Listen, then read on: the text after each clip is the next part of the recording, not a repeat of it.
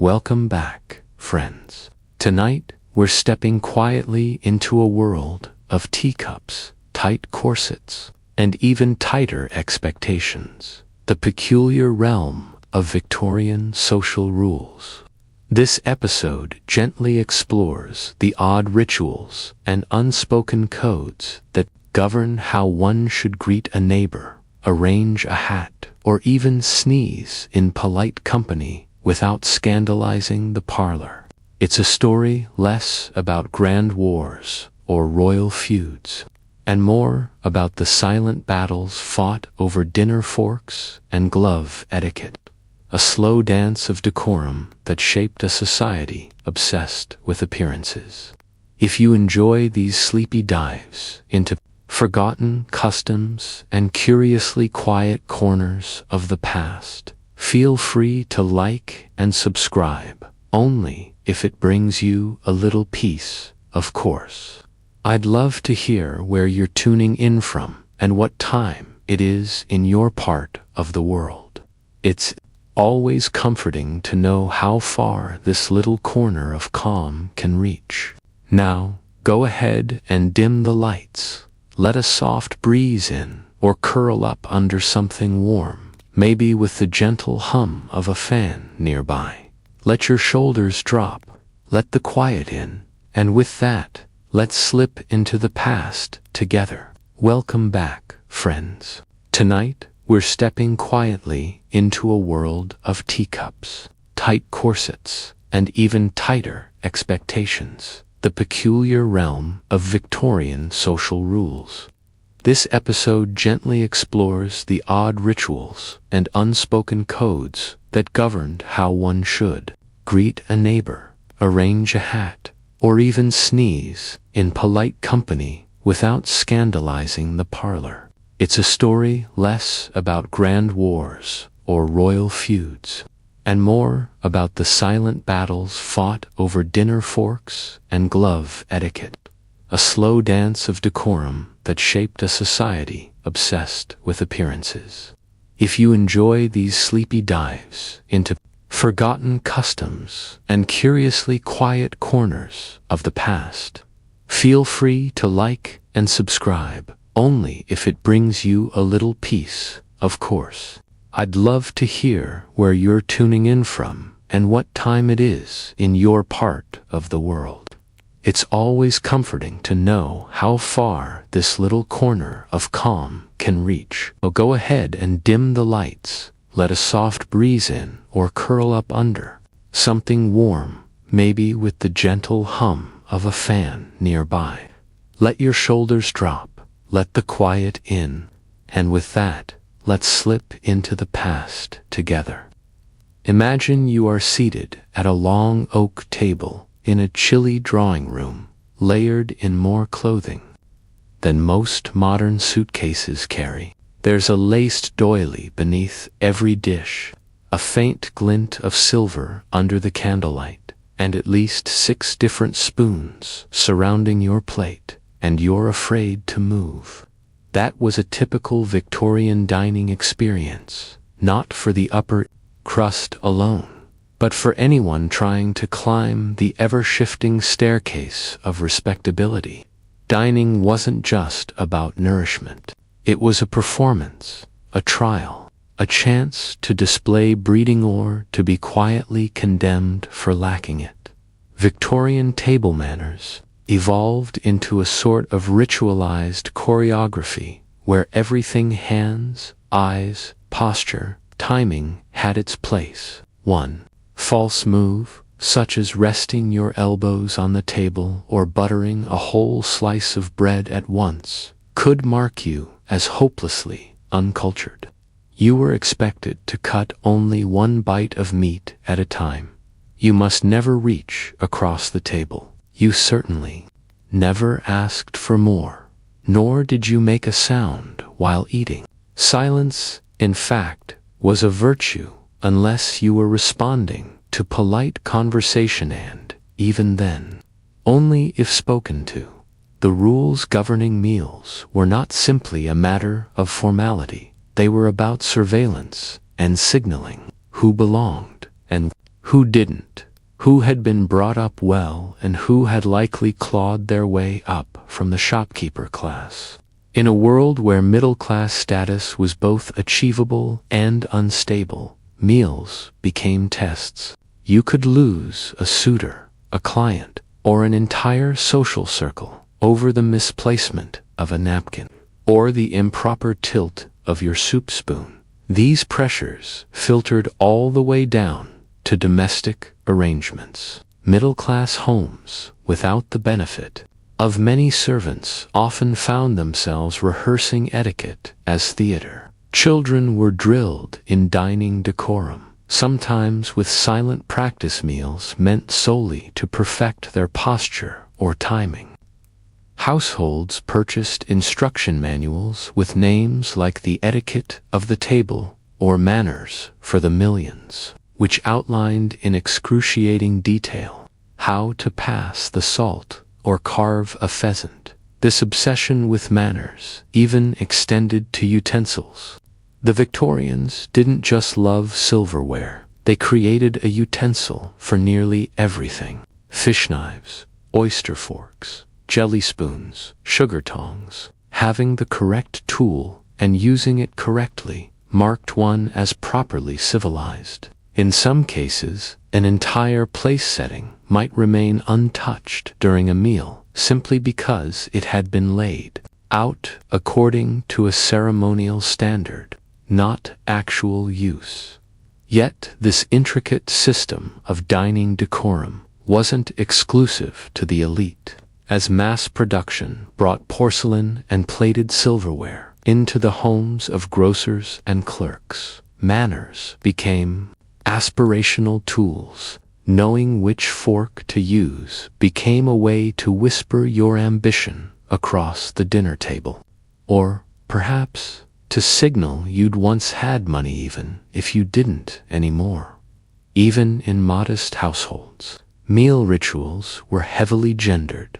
Women were to eat daintily and slowly, taking small bites and never finishing their plates completely. It was considered unfeminine to seem hungry.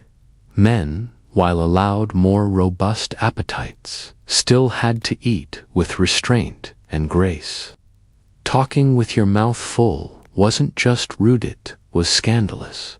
Meals were also seasonal in terms of behavior. In winter, the proper lady drank chocolate in the morning, served by a maid, and ate her toast delicately in a chilly room wrapped in a shawl. In summer, cold meat and aspic were served with a side of soft conversation and open windows. But no matter the season, meals were scheduled by the clock, not the stomach. Breakfast at 8, luncheon never lunch at 1, afternoon tea at 4, dinner at 7, supper, if you're daring, but only in very specific company. And what of the working classes? They may not have had the luxury of formal dining rooms or endless forks, but even among the laboring poor, etiquette manuals found a readership. Respectability politics reached into tenement kitchens, urging mothers to teach sons to sit up straight and daughters to pour tea properly, just in case someone important ever visited. Clean fingernails and a wiped mouth could mean the difference between a job offer and being dismissed as uncouth over time. Some rules were softened or forgotten, but others became fossilized in upper-middle-class rituals passed down like family china. And still, the fear lingered that some small slip, some innocent gesture, might expose a person's background, unraveling their social standing like an improperly tied cravat. But why did so many people cling to these rules when they were so exhausting? Why rehearse a daily performance of dignity over soup and gravy? Was it really about status, or was there something else beneath the surface of this elaborate etiquette? A fart? To the modern eye, Victorian table manners may seem needlessly obsessive, the kind of social ritual that would suffocate any casual enjoyment of food. But to Victorians, these rules were far more than affectation. They were mechanisms of order, morality, and class discipline. Table etiquette was not just a signal of refinement. It was a training ground for the soul. The way one ate was believed to reflect one's moral fiber, self-control, and even trustworthiness. This idea was heavily promoted by Victorian thinkers, clergymen, and etiquette writers alike.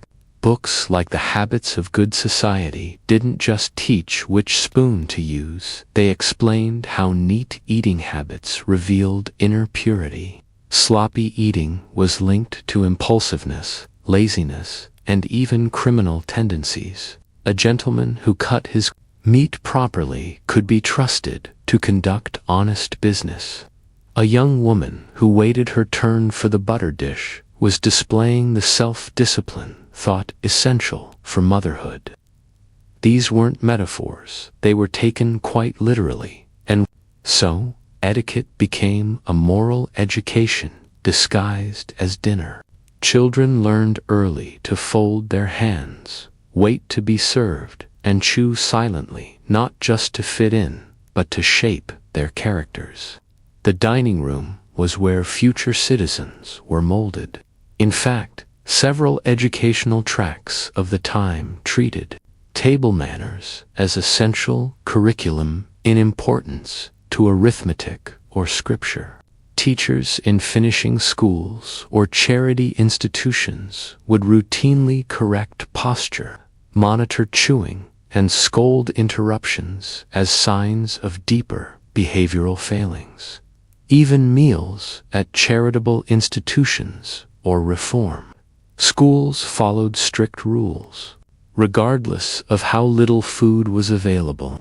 Orphans in workhouses might be given nothing but weak gruel, yet they were expected to bow their heads, use spoons correctly, and wait to be dismissed before standing. The idea wasn't nourishment, was discipline. The body, even when starving, must learn to behave. Reformers believed that proper table behavior could redeem fallen women, reform drunkards, and civilize the lower orders.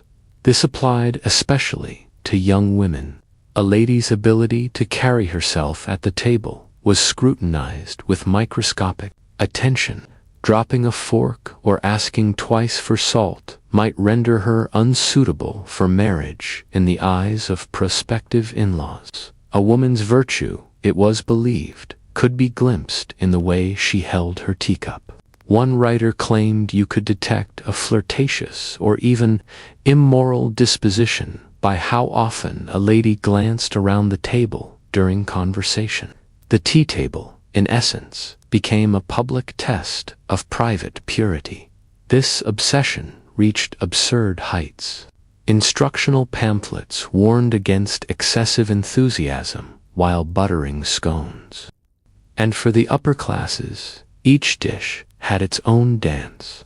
Fish was to be eaten without a knife, only using the side of one's fork. Soup was to be sipped away from the body. Bread was never bitten, only broken into bits and buttered individually. Anyone who failed these invisible tests might as well have spilled gravy down their shirt. They were marked as socially defective. Meanwhile, for men particularly those attempting to rise in business or politics, dining was its own battlefield. A successful dinner invitation could build alliances, open career doors, or collapse reputations.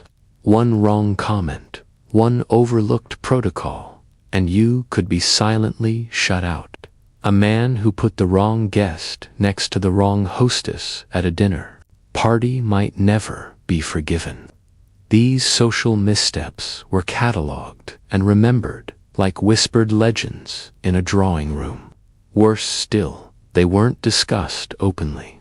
You were expected to just know.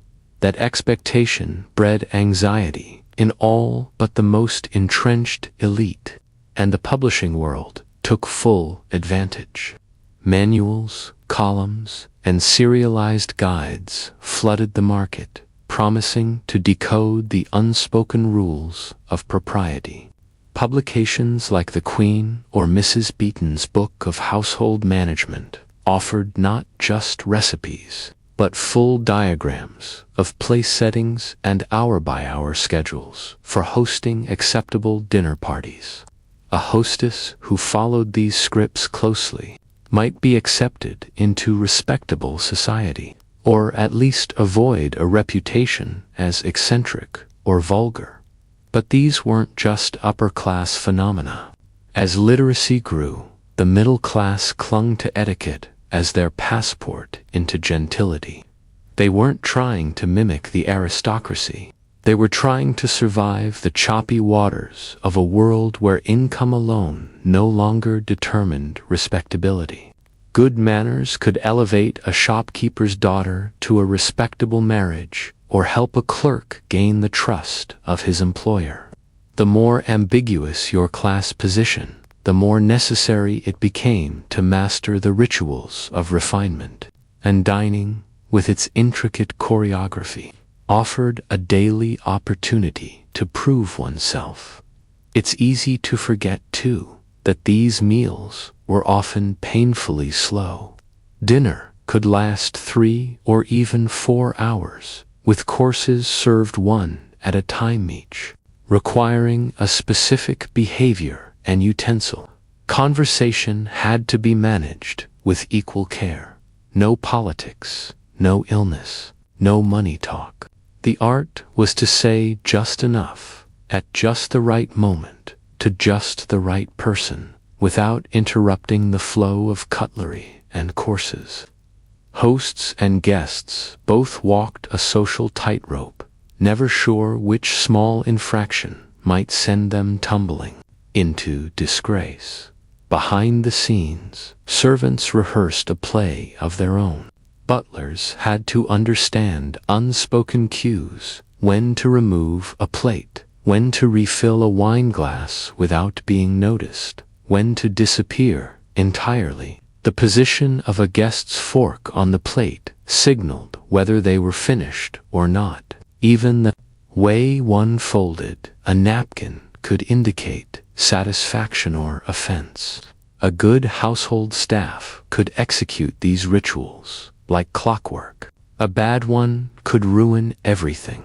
Yet, despite its rigidity, the system persisted for decades. Why? What kept generations of people tiptoeing through a minefield of napkins, tongs, and seating charts? Was it simply fear of judgment, or had Victorian society come to believe that control over the body was the foundation of a civilized world?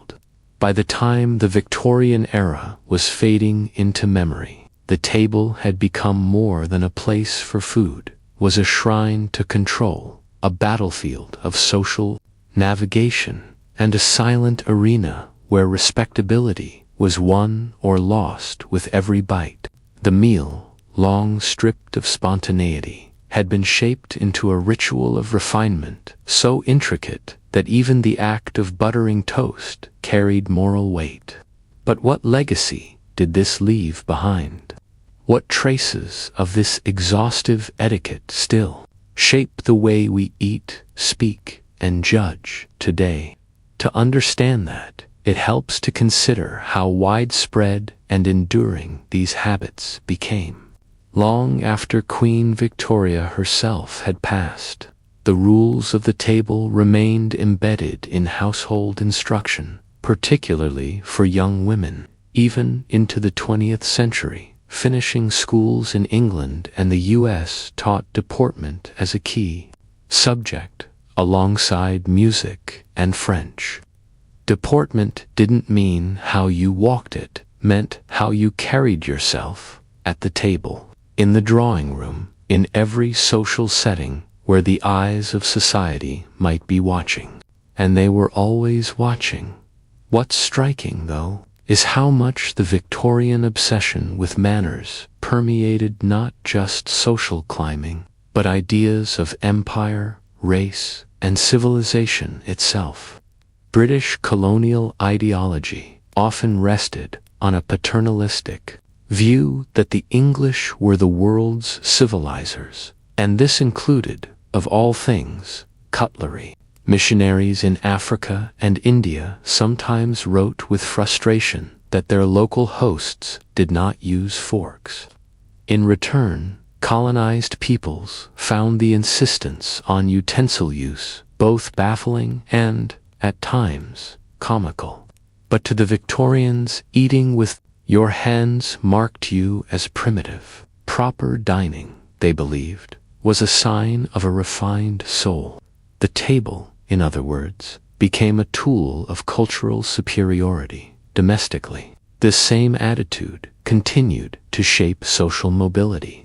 Immigrants to Britain or America in the late 19th and early 20th centuries were often pressured to assimilate through the adoption of good table manners. School teachers corrected posture. Charity matrons taught proper soup etiquette. The logic was consistent.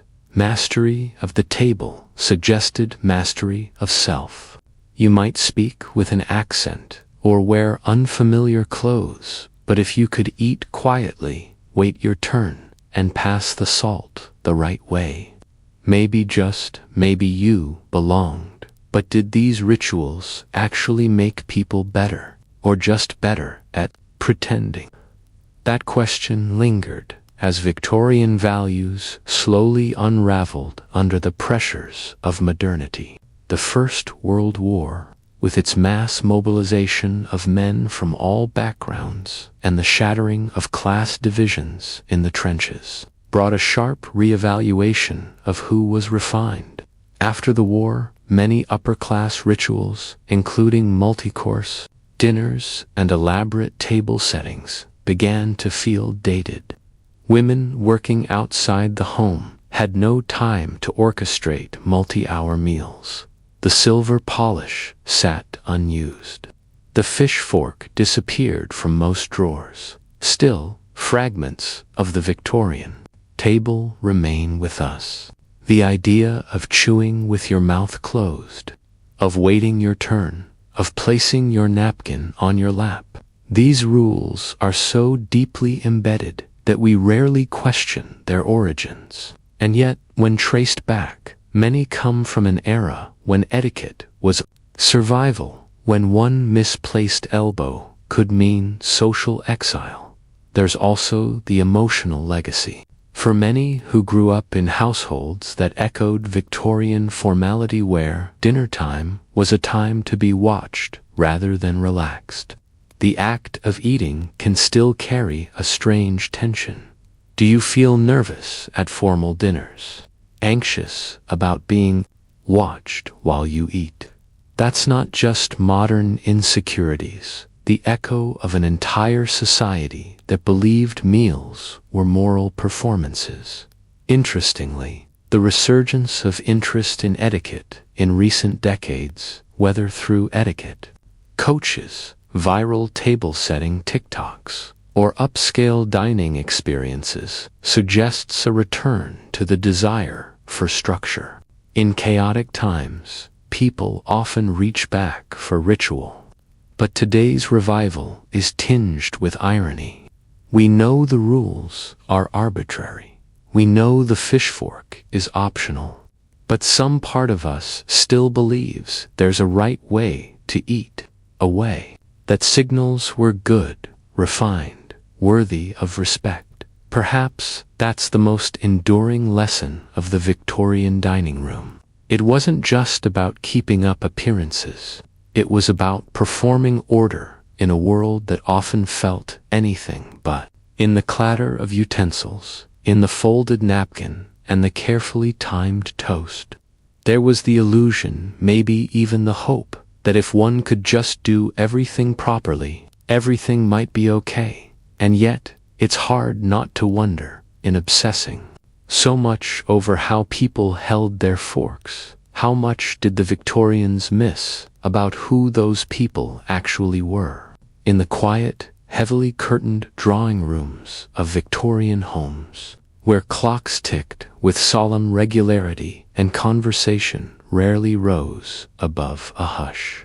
A gentle tap at the front door could ignite a series of social calculations worthy of a chess master. The simple act of calling on someone dropping by for a visit was anything but simple.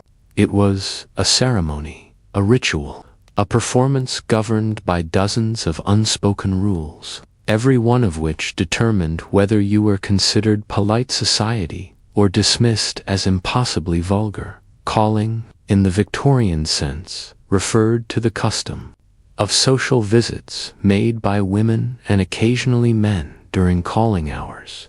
These were designated periods, usually in the early afternoon, during which one might politely appear at someone's home to exchange pleasantries, leave a calling card, and if one was lucky or high-ranking enough, be invited in for a few minutes of genteel conversation. The visit might last no more than 15 minutes, but its implications could ripple for weeks. A successful visit could elevate one's social standing. A misstep could lead to social ostracism. The rules began before you even reached the door. First, you needed a calling card, an engraved piece of stiff paper, roughly the size of a modern business card, with your full name in elegant script. If you were a married woman, your card might read Mrs. John Pembroke, not your own first name. Individual identity was not the point. Some women even had multiple cards for different circumstances. Mourning cards with black borders, cards for formal occasions, cards to accompany gifts. Your card was your social passport, and to be without one was unthinkable. Upon arrival, you handed your card to a servant, who would deliver it to the mistress of the house. If she was at home, you might be shown into the parlor. If not, whether genuinely absent or merely pretending to be, would leave your card on a silver tray by the door and retreat with dignity. This was not considered rude. In fact, being not at home was a common strategy to control one's social obligations. To say someone was at home to you was to signal approval, intimacy, or at least toleration.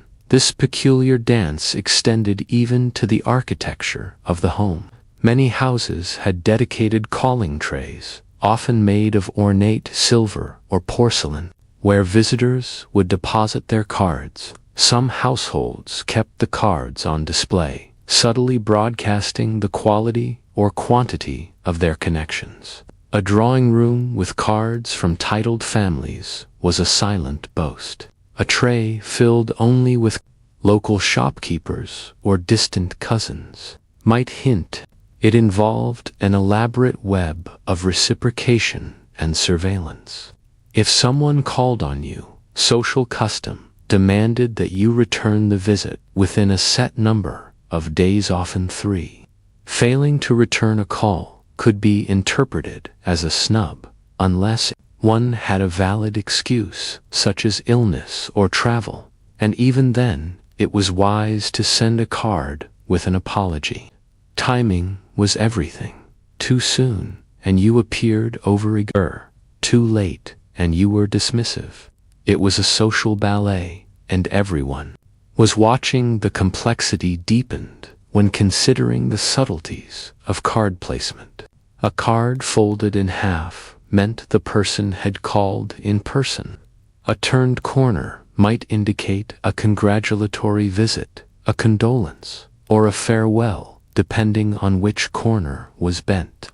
Manuals from the period devoted entire pages to the language of card folding. Servants were expected to understand these silent messages and sort the cards accordingly. Even the thickness of the cardstock could be interpreted as a mark of taste and means, and yet, despite all this formality, the act of calling rarely involved actual conversation. In fact, many calls were designed not to result in a visit at all. One might simply drop off a card and leave, the gesture itself carrying enough social weight to fulfill one's obligations.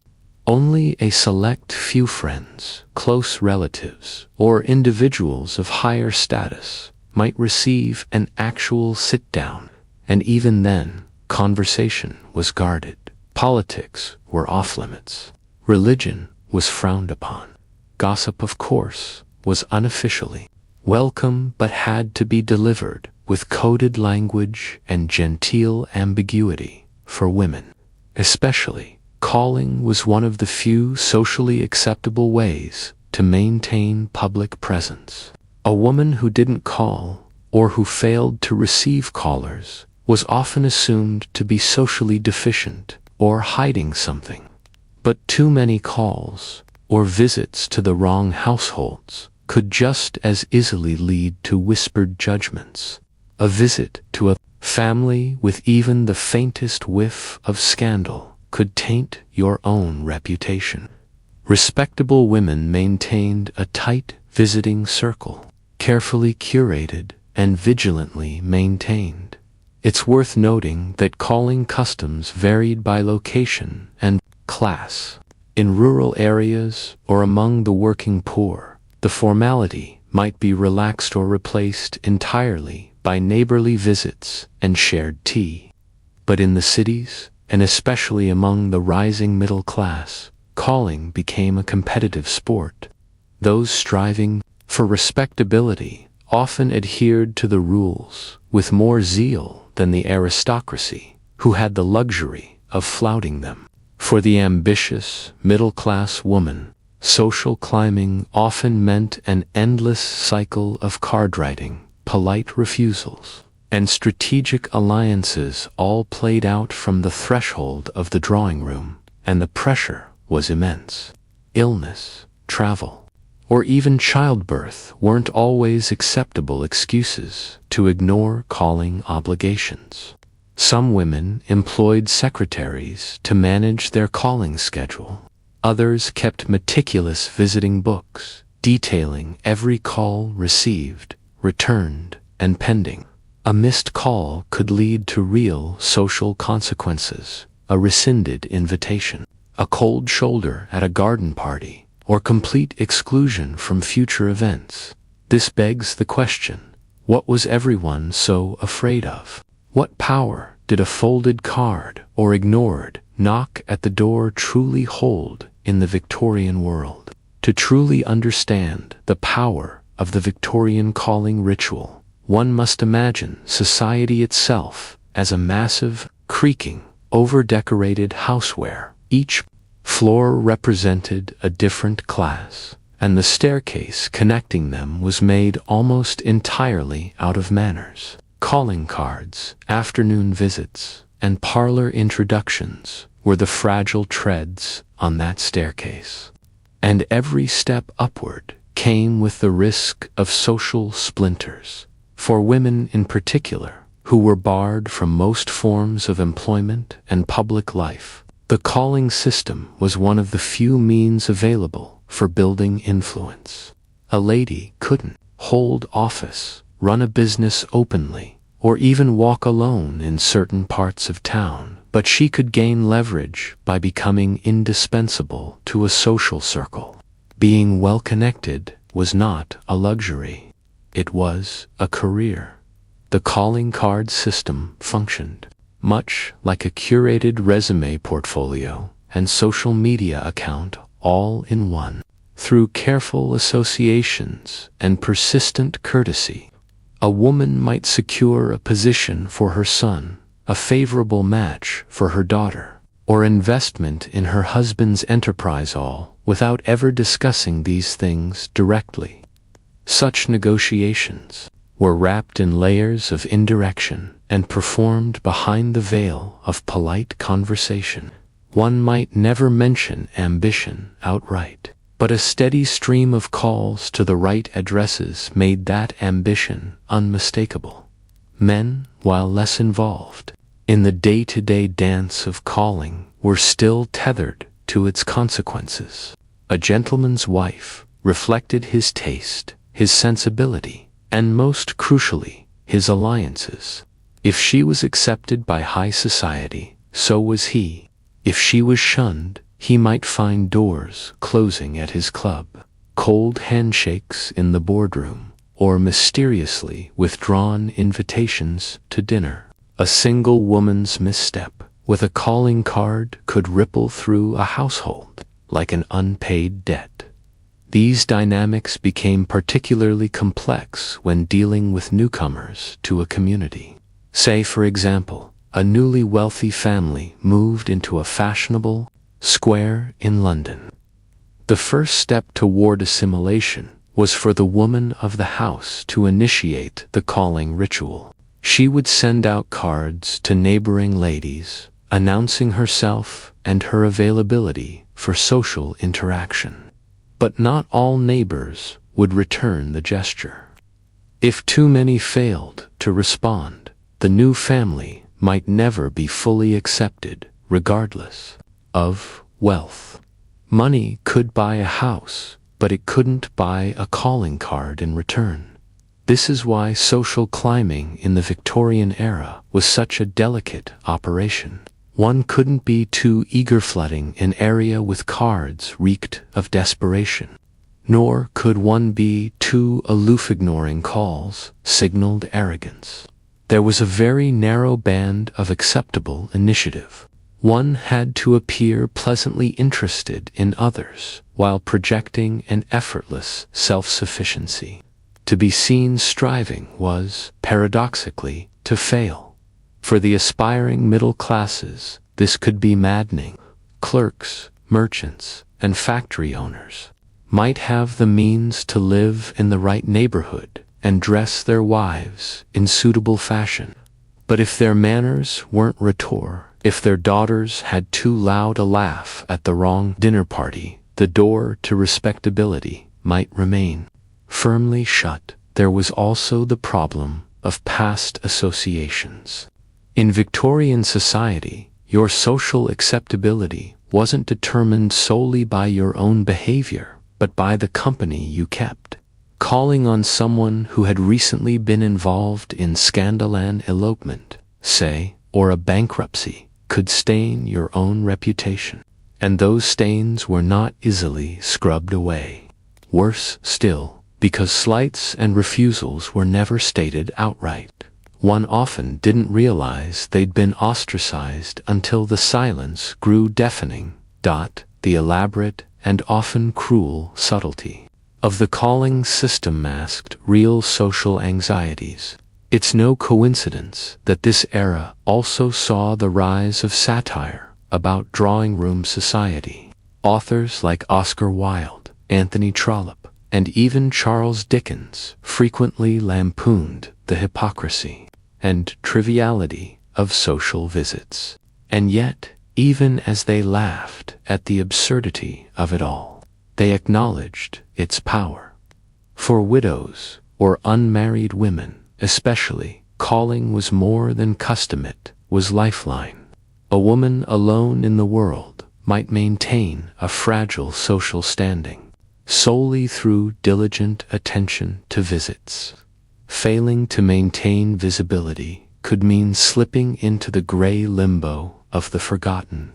Worse still was the fate of women labeled to forward, who violated unwritten rules about how and when to visit. They became cautionary tales, held up by polite society as examples of what not to do. Servants, as always, played a pivotal role. They were the gatekeepers of the calling ritual. A skilled butler could shield his mistress from unwelcome guests by declaring her not at home, even as she sat in the next room sipping tea. A clever maid might subtly influence her employer's circle by noting which callers arrived in fine carriages and which came on foot. In large houses, the presentation of calling cards to visitors was a small ceremony in itself. To mishandle the tray or fail to address the guest properly could disrupt the illusion of order on which the entire household depended. Despite this complexity, The practice of calling had its rhythms. Certain days of the week were designated for specific activities. Monday might be reserved for receiving family, Tuesday for acquaintances, Thursday for a drive in the park. Some women printed schedules on their cards. Mrs. Eliza Cranthorne, at home Wednesdays, 3 to 5. A caller who ignored this printed instruction risked grave offense. Even among friends, the rules didn't soften much. Close companions might feel freer to linger or speak more candidly, but they were still expected to respect the larger framework. Tea had to be served in the proper order.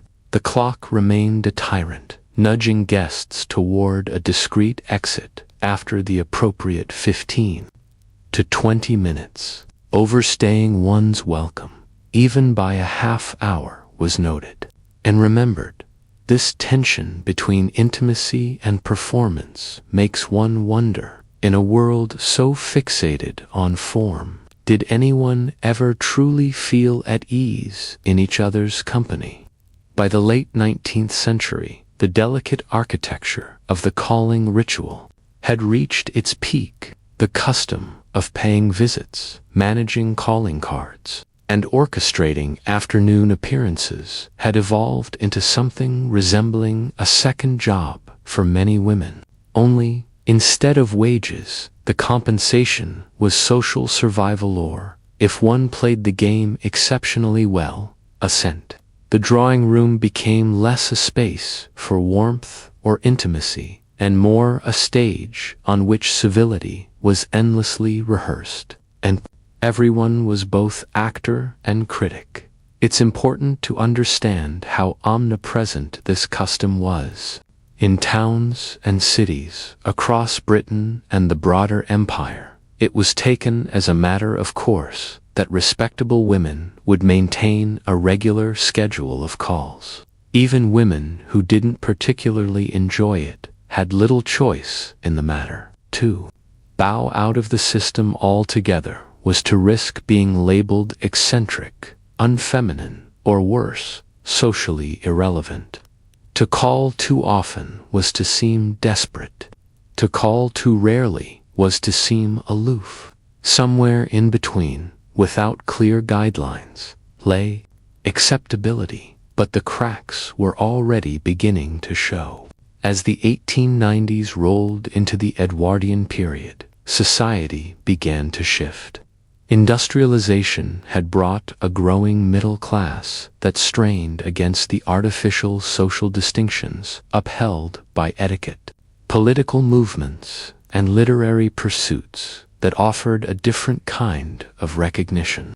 The suffrage movement and social reformers increasingly saw such rituals as outdated and exclusionary, and working-class families, many of whom found employment as servants in the very households that upheld the calling tradition, increasingly questioned the logic of a world obsessed with folded cards and whispered refusals. Still, the Victorian visiting system didn't collapse overnight. It morphed, softened, and in some cases simply faded into new customs. What once was a daily routine became a weekly obligation, then an occasional courtesy. The silver trays disappeared, but the instinct to maintain one's place in a social circle by carefully managing appearances didn't vanish, simply updated itself, and some of the language lingers still. We must have you over sometime. Let's catch up soon. I just wanted to drop by and say hello. These phrases echo with a kind of social choreography that would have been perfectly legible to a Victorian hostess. The idea that dropping in on someone even a friend requires preparation and performance still shapes the way many of us think about hospitality. Moreover, the Victorian calling ritual left behind a deeper imprint. It taught people to measure relationships not by emotional connection, but by adherence to ritual. To be well-liked was less important than being well-regarded. Intimacy could not be too visible. In a world governed by visits and cards, even friendship was a thing to be managed, catalogued, and if necessary strategically ignored. But this was also a world of enormous loneliness. Women wrote to one another in secret about how exhausting the visits were, how fake the conversations felt, how isolating it could be to sit in one's parlor hoping for a knock that never came. And yet the rules persisted, because in Victorian society, being seen however briefly was often the only way to remain remembered. The end of the calling era didn't come with a dramatic crash. Rather, it unraveled slowly, like a ribbon pulled loose. The First World War accelerated the process. Women entered the workforce in larger numbers.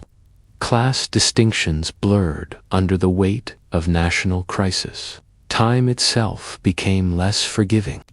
Nobody had a spare afternoon to spend sitting upright for 15 minutes of orchestrated small talk. The parlor grew quiet. The silver tray gathered dust, and the cards, once so meticulously engraved, found their final resting place in drawers, attics, and the pages of etiquette books never opened again.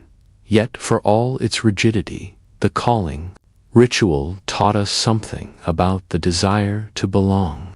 It exposed how desperately people seek recognition, structure, and visibility if the methods seem absurd in hindsight. And it offered a strange kind of solidarity, too.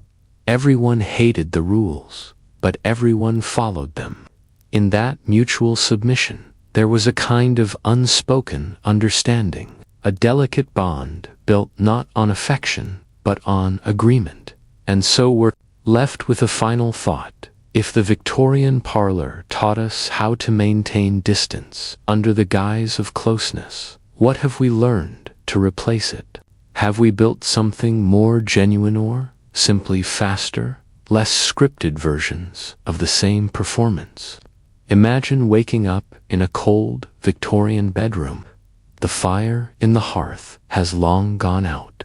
The frost has crept in through the window panes, and you're already behind schedule. Before breakfast, before tea, before a single visitor might arrive at your door, you must prepare yourself, not just mentally or emotionally, but physically. And that means getting dressed, not slipping into clothing, not choosing a look, no, being put into your garments, layer by someone else's hands. Because Victorian fashion, particularly for women, was not designed to be worn alone. It was designed to shape, contain, and signal, and it all began with the corset. The corset is probably the most iconic and most misunderstood piece. It wasn't just about cinching the waist or enhancing the bust line, though it certainly did both.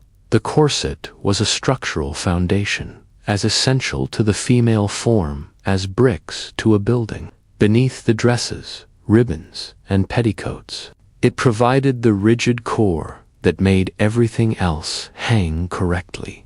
A proper corset began beneath the bust and extended down toward the hips, laced at the back, sometimes the front, for easier self-dressing, though that was less common, and could include whalebone or steel supports, depending on the desired stiffness. The tighter the laces, the more dramatic the silhouette, but also the harder it was to breathe, sit, bend, or function without fainting spells. But the corset wasn't worn alone. Once laced, the dressing continued with a chemise, long stockings, garters, a bustle pad, and a series of petticoats. In colder months, women might also don quilted under petticoats or flannel drawers. Then came the crinoline, enormous bell-shaped cage made from steel hoops sewn into fabric bands that made a woman appear to float rather than walk. At its widest, the crinoline could stretch 4 or 5 feet in diameter, rendering doorways a negotiation and sitting nearly impossible without specialized chairs. And this was just the lower half. The upper half came next, bodices with 20 or more buttons, often at the back, necessitating the help of a maid, tightly fitted sleeves, stiffened collars, and finally, accessories, gloves, parasols, reticule, hairpins, and hats pinned with such ferocity they often caused headaches. Dressing each morning could take upwards of an hour, not counting the hair, which itself could be a full sculptural undertaking. Why go to such lengths? Because in Victorian society, appearance was not a private matter. It was public proof of propriety. The ideal woman was upright, composed, still. Her garments reinforced these qualities. Clothing didn't just reflect social status, it enforced behavior. A tightly laced corset discouraged slouching. A large crinoline made quick movements awkward. A set of gloves and a veil created literal barriers between oneself and the world. The clothing was a physical metaphor for restraint, modesty, and submission, all virtues prized by Victorian moralists. Men, though less encumbered, were not free from sartorial constraint either. Victorian menswear was rigid in its own way. A respectable gentleman wore stiff collars, waistcoats, heavy wool suits, top hats, and shoes polished to reflective shine. Facial hair, neckties, and glove etiquette became their own coded languages. But unlike women's fashion, which aimed to create an illusion of fragility and decorative value, men's dress emphasized control, uniformity, and restrained power. A man's wardrobe was about respectability.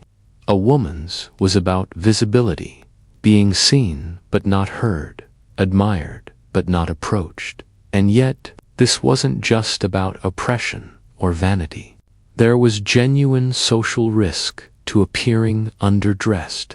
A woman who failed to adhere to the unspoken dress codes of her station might be judged as lazy. Day gloves at a formal evening event or revealing too much ankle could trigger gossip or social punishment.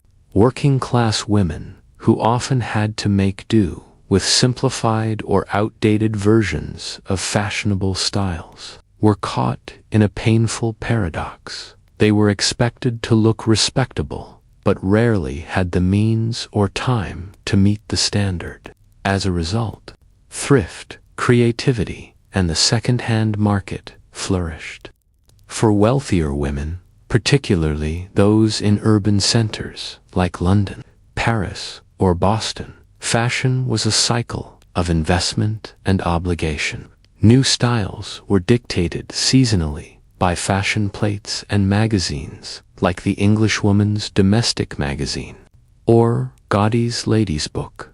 These publications told readers not just what to wear, but how to wear it, how to pair it, and how to correct any personal flaws that might disrupt the fashionable silhouette. Entire wardrobes might be built, discarded, and rebuilt each season, not because the old garments were worn out, but because they were now socially obsolete. At the height of this fashion frenzy stood the dressmakers and corsetiers, mostly women, mostly poorly paid, who made the entire illusion possible. In cramped attic workshops, seamstresses worked 14-hour days crafting garments they themselves could never afford to wear. Corset workers inhaled steel dust and bent over boning for hours. Crinoline makers often developed injuries from handling hoops and stiffeners. The beautiful gowns seen gliding through ballrooms came at a price paid in human labor, and most of that labor was invisible. there was also risk in the wearing. Crinolines caught fire easily and had to be maneuvered carefully near open flames. Corsets, when over-tightened, caused fainting, internal displacement, and, in extreme cases, permanent organ damage. Even fashionable dyes could be toxic. Green dresses were sometimes laced with arsenic to achieve a vivid hue. Women, literally, wore danger as beauty. Still, not all women accepted this quietly. Some rebelled not loudly, but persistently. They loosened their stays, shortened their hemlines, experimented with riding habits, or embraced the bloomer costume, practical if controversial. Alternative introduced in the 1850s, reformers argued that fashion was not simply silly, but actively harmful, a physical manifestation of women's social imprisonment. But despite their arguments, the corsets stayed tight and the crinolines wide for now, which leads us to ask, why did so many women, generation after generation, willingly submit to clothing that constrained, confined, and at times even endangered them? Victorian fashion was not merely a matter of aesthetics or trends, it was a system of visual language, every fold and fastening a kind of cultural code.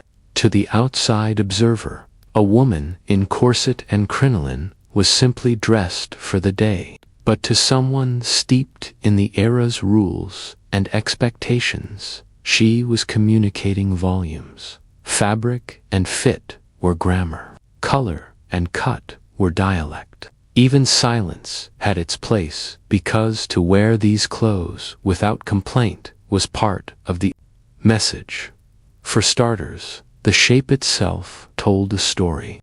The exaggerated hourglass figure, created by corsets and accentuated by bustles or crinolines, was not merely beautiful by Victorian standards, it was symbolic. The tiny waist represented self-discipline and modesty, virtues deeply tied to the period's understanding of femininity. A woman who could endure the physical discomfort of tight lacing without fainting or wincing was seen as morally upright, well-bred, and prepared for the domestic role she was expected to play. The expansive skirts, so wide they often required multiple petticoats, or steel-caged crinolines, signaled wealth, leisure, and unapproachability. The very structure of the dress kept others at bay, ensuring personal space in a world where women were rarely allowed privacy.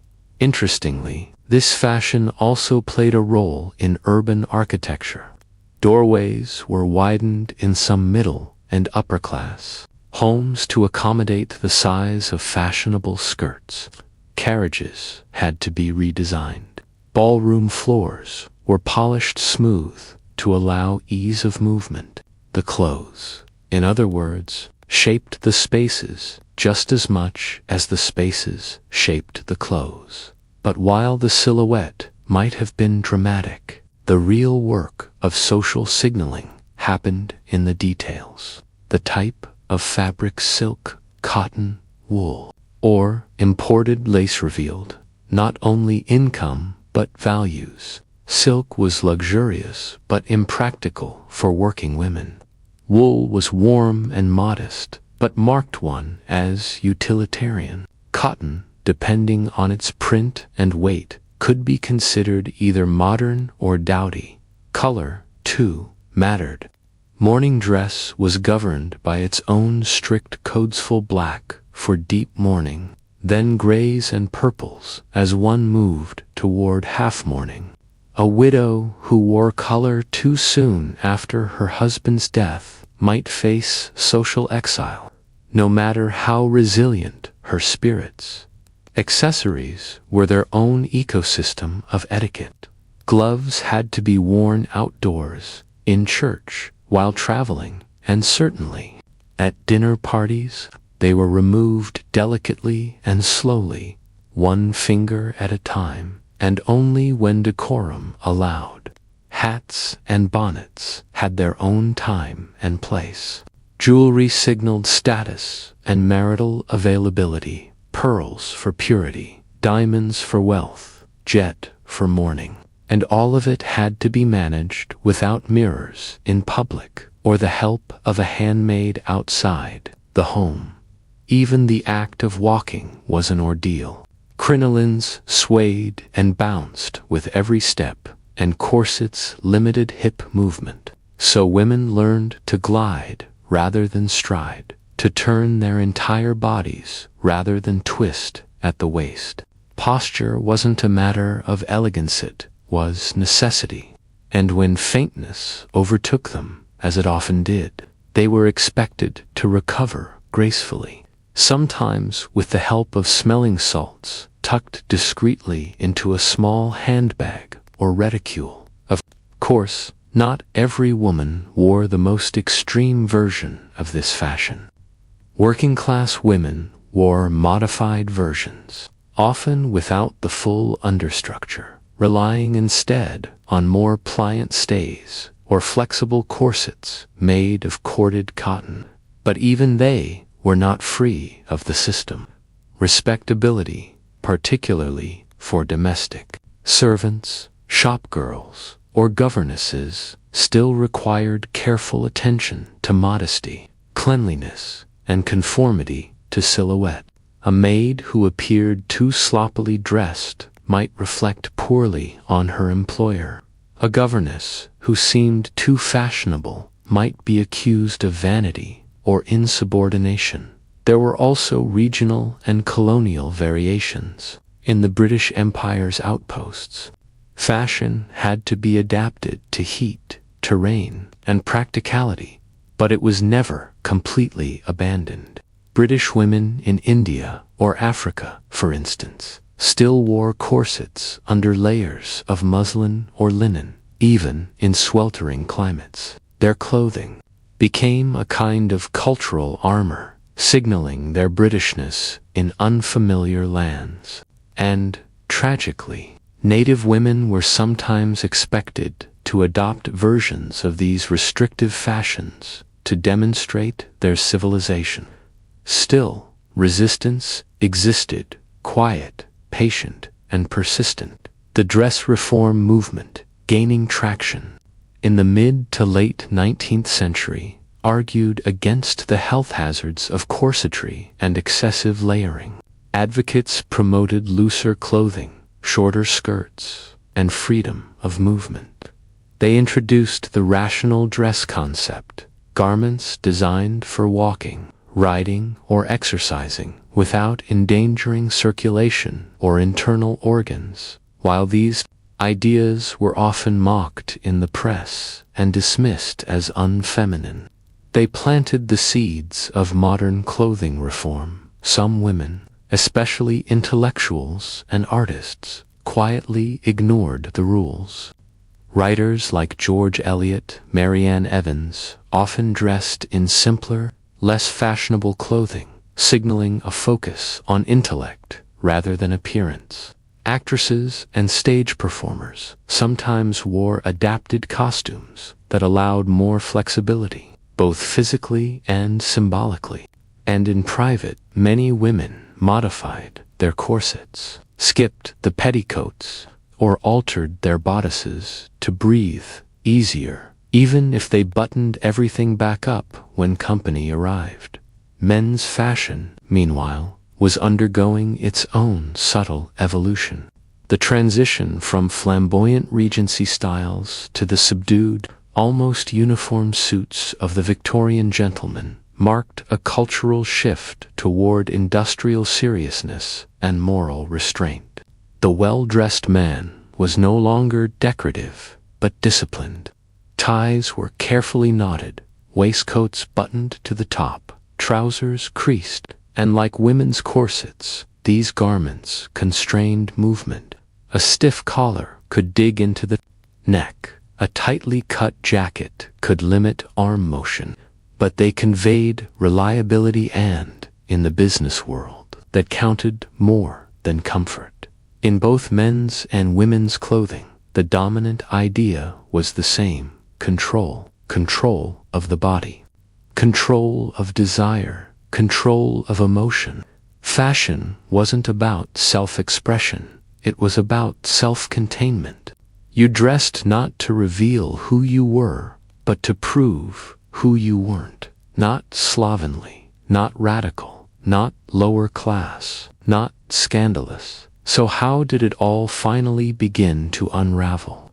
What happened when women and men began to question not just the discomfort of their clothes, but the entire value system stitched into every seam? As the curtain began to fall on the Victorian era, the elaborate costumes that had so long defined a woman's and, by extension, a society's place in the world underwent their own gradual unraveling. By the dawn of the 20th century, a quiet revolution had been brewing, not on battlefields or in parliaments, but in the very seams of the garments that had once confined millions of lives. This was a slow metamorphosis, a gradual recognition that the rigid confines of corsets, crinolines, and elaborate layers no longer suited the changing zeitgeist. Yet even as the physical structures of Victorian dress began to crumble, their cultural and emotional legacies persisted like stubborn thread woven into the fabric of modern society. For decades, the constriction of a tightly laced corset was seen not merely as a fashion choice, but as an emblem of a larger philosophy, one that prized restraint, decorum, and quiet fortitude over individual expression. Those who wore them were often celebrated for the ability to endure discomfort. Here lay a belief, firmly rooted in a patriarchal society, that the mastery over one's body was an indirect mastery over one's fate. The corset was both armor and shackle. It provided a curiously paradoxical sense of support, even as it restricted natural movement. It whispered the message that a woman's strength was found in her submission to order, her willingness to align her body with society's expectations. But with time, the unbearable physicality of this submission bore its own cost. What initially symbolized refinement gradually gave way to whispered complaints, hidden bruises beneath lace collars, and a collective yearning to escape the clutches of an oppressive ideal. Changing economic realities further hastened this transformation. As industrialization redefined production and consumerism took root, mass-produced clothing began to replace custom-made outfits. The intricate, labor-intensive costumes of the Victorian world gave way to simpler designs, reflecting both a shift in aesthetic preferences and an emerging democratization of fashion. The new styles celebrated movement and ease, marked departure from the rigid formality of the past. In department stores and fashion magazines, images of women in looser gowns and less confining undergarments began to circulate, promising comfort alongside modernity. Slowly, the winds of change began to blow over the once towering social edifice of restrictive fashion. One of the most significant catalysts for this change was the early dress reform movement. Intellectuals and reformers, who had long decried the impracticality and even the physical dangers of traditional female attire, began to voice their opposition more boldly. They argued that clothing should serve the wearer, not the institution of social decorum. Thinkers like Amelia Bloomer advocated for rational dress, garments designed not to suffocate, but to liberate. While such proposals were initially mocked, in polite society, the seeds of discontent were sown. Over time, the criticisms of restrictive dress gained traction. influencing designers who dared to envision a new fashion sensibility. It was no longer enough for clothing to signal one's social status. It also had to adapt to the changing needs of a modern life, where women increasingly engaged in public life, education, and labor outside the home in parallel. Advancements in technology and changes in societal structures facilitated this sartorial evolution, with more women entering the workforce and pursuing education. The expectation that they remain demure and confined in elaborate clothing began to seem not only impractical but also inherently unfair. As women gained voting rights and societal roles once reserved solely for men, their clothing evolved to reflect this newfound assertiveness. The stiff collars and towering hats of yesteryear were gradually replaced by simpler, more functional garments. The very structure of a woman's wardrobe shifted from one of ceremonial constraint to one of pragmatic adaptation. In boardrooms, classrooms, and even on the factory floor, the dress of a modern woman became a symbol of both progress and liberation. Yet, the legacy of Victorian dress was not erased overnight. In many social settings, particularly among the upper classes, echoes of the past lingered in the form of elaborate evening gowns and formal occasions that still honored tradition. Even today, vestiges of these restrictive fashions can be observed. In the resurgence of vintage aesthetics and period-inspired styles at high society events and reenactments, the idea that clothing communicates not merely identity, but an entire system of values, has proven remarkably resilient over time. Furthermore, the psychological effects of such long-standing dress codes extended far beyond the physical realm. For generations, women had internalized the notion that their appearance dictated by the confines of their attire was their primary window into the world. This instilled in them a self-discipline that bordered on self-surveillance. The way a woman carried herself, the manner in which she greeted her peers, and even her posture were all inextricably linked to her clothing. With the loosening of fashion constraints, women were also afforded the opportunity to explore new dimensions of self-expression. They could now decide, to some degree, the relationship between appearance and identity without the omnipresent mediator of an unyielding corset. Ironically, as the physical corset fell out of favor, many of its social and psychological equivalents persisted in more modern forms. Today, while we no longer endure the literal constriction of tightly laced garments, there remains a metaphorical corset in the expectations and pressures imposed by social media, corporate dress codes, and even beauty standards propagated by a rapidly evolving culture of consumerism. We are still, in many respects, dressing ourselves not only in fabric, but in symbols of conformity and restraint. The liberation of the Victorian era's physical garments invites us to consider what new forms of constraint have replaced the old, and what do they reveal about the struggles for freedom and self-expression in our own time. As you reflect on these changes, consider the transformations that occur not only in what we wear, but in how we perceive ourselves. For the women of the Victorian era, change was a gradual process, marked by both rebellion and reluctant adaptation. They began to see that the external signals of propriety did not have to come at the cost of personal liberty. New ideas spread slowly, often whispered in salons and debated in earnest by those willing to challenge centuries-old traditions.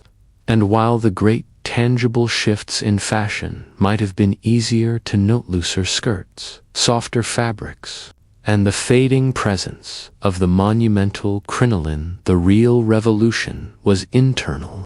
It was in the shift of mindset from one that embraced limitation as a virtue to one that recognized the value of movement, comfort, and authenticity. Today, when you slip into your clothing in the morning, you might take for granted the ease with which you can move, speak, and express yourself. Yet, if you trace your modern wardrobe back through history, you see an evolutionary journey, a series of adjustments and revolutions, each one a quiet act of defiance against the suffocating weight of convention. And while you may never need to wrestle with the physical constraints of a Victorian corset, you might sometimes find yourself questioning the invisible forces that shape your choices. From dress codes to cultural expectations, in the end, the story of Victorian dress is not solely about oppression, but also about resilience.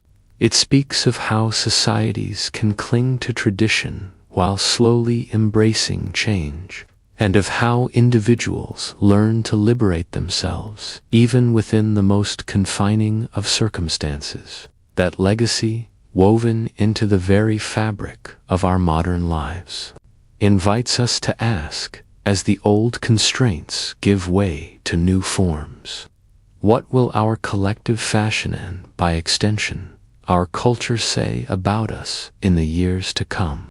How did the quiet subversions of Victorian fashion set the stage for modern ideas of freedom and expression?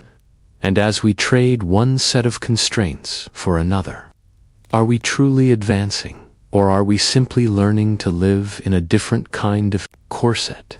In an age when holding hands could ruin a reputation, and when spoken affection was hedged by social dread, flowers became something far more than decoration. They were dialogued.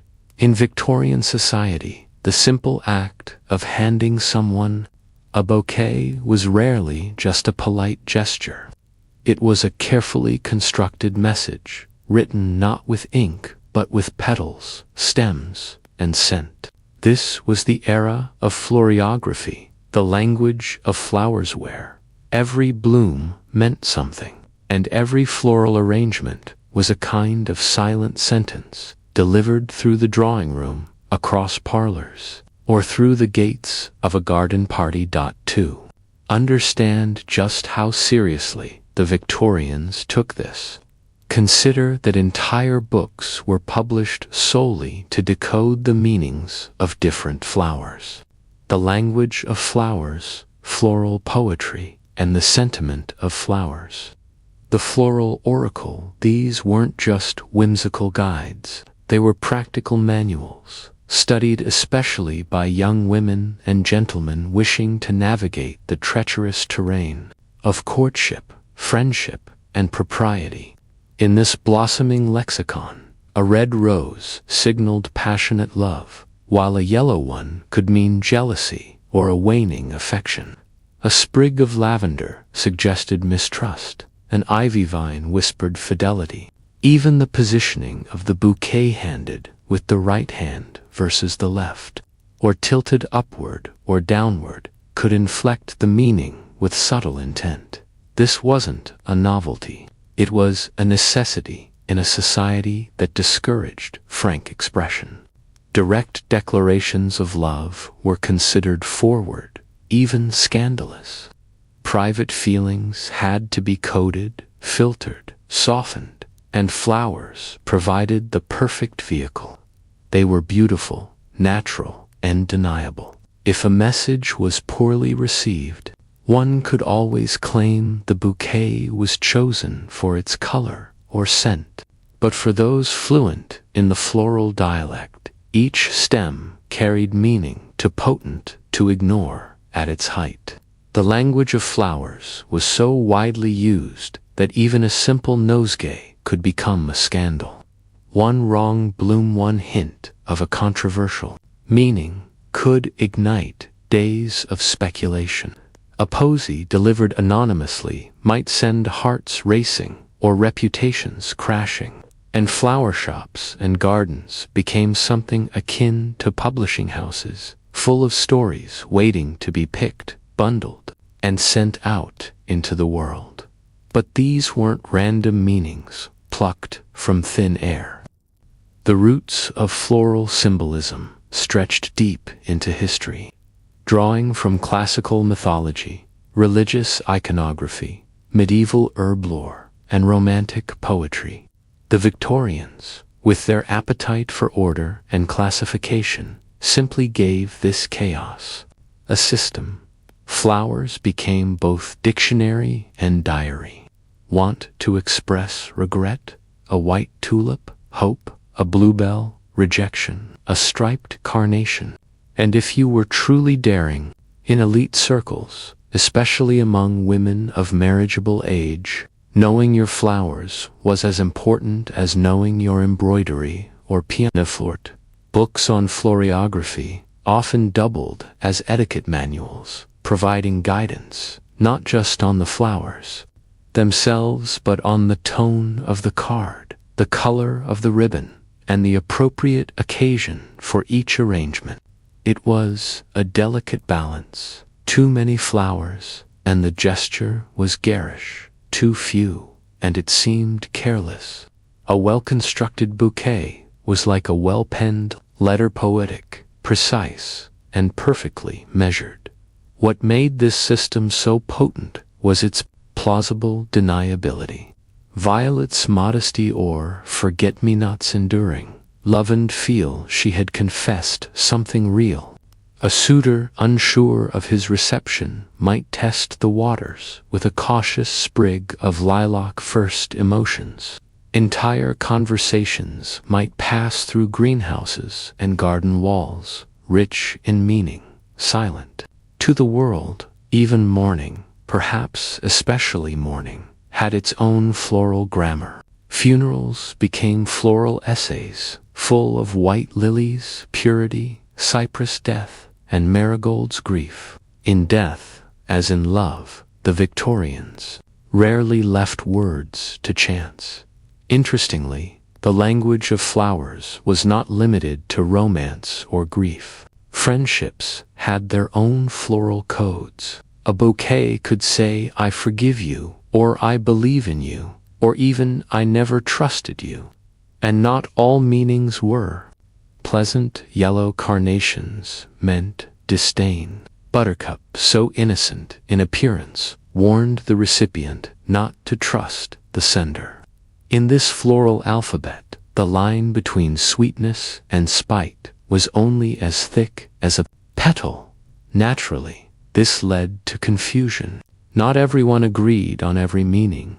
One manual might say hydrangea meant gratitude. Another might insist it symbolized vanity. This ambiguity made the game riskier, but also more intoxicating. A bouquet became a kind of gamble. Would the recipient understand? Would they misread it? Would they respond in kind or in correction?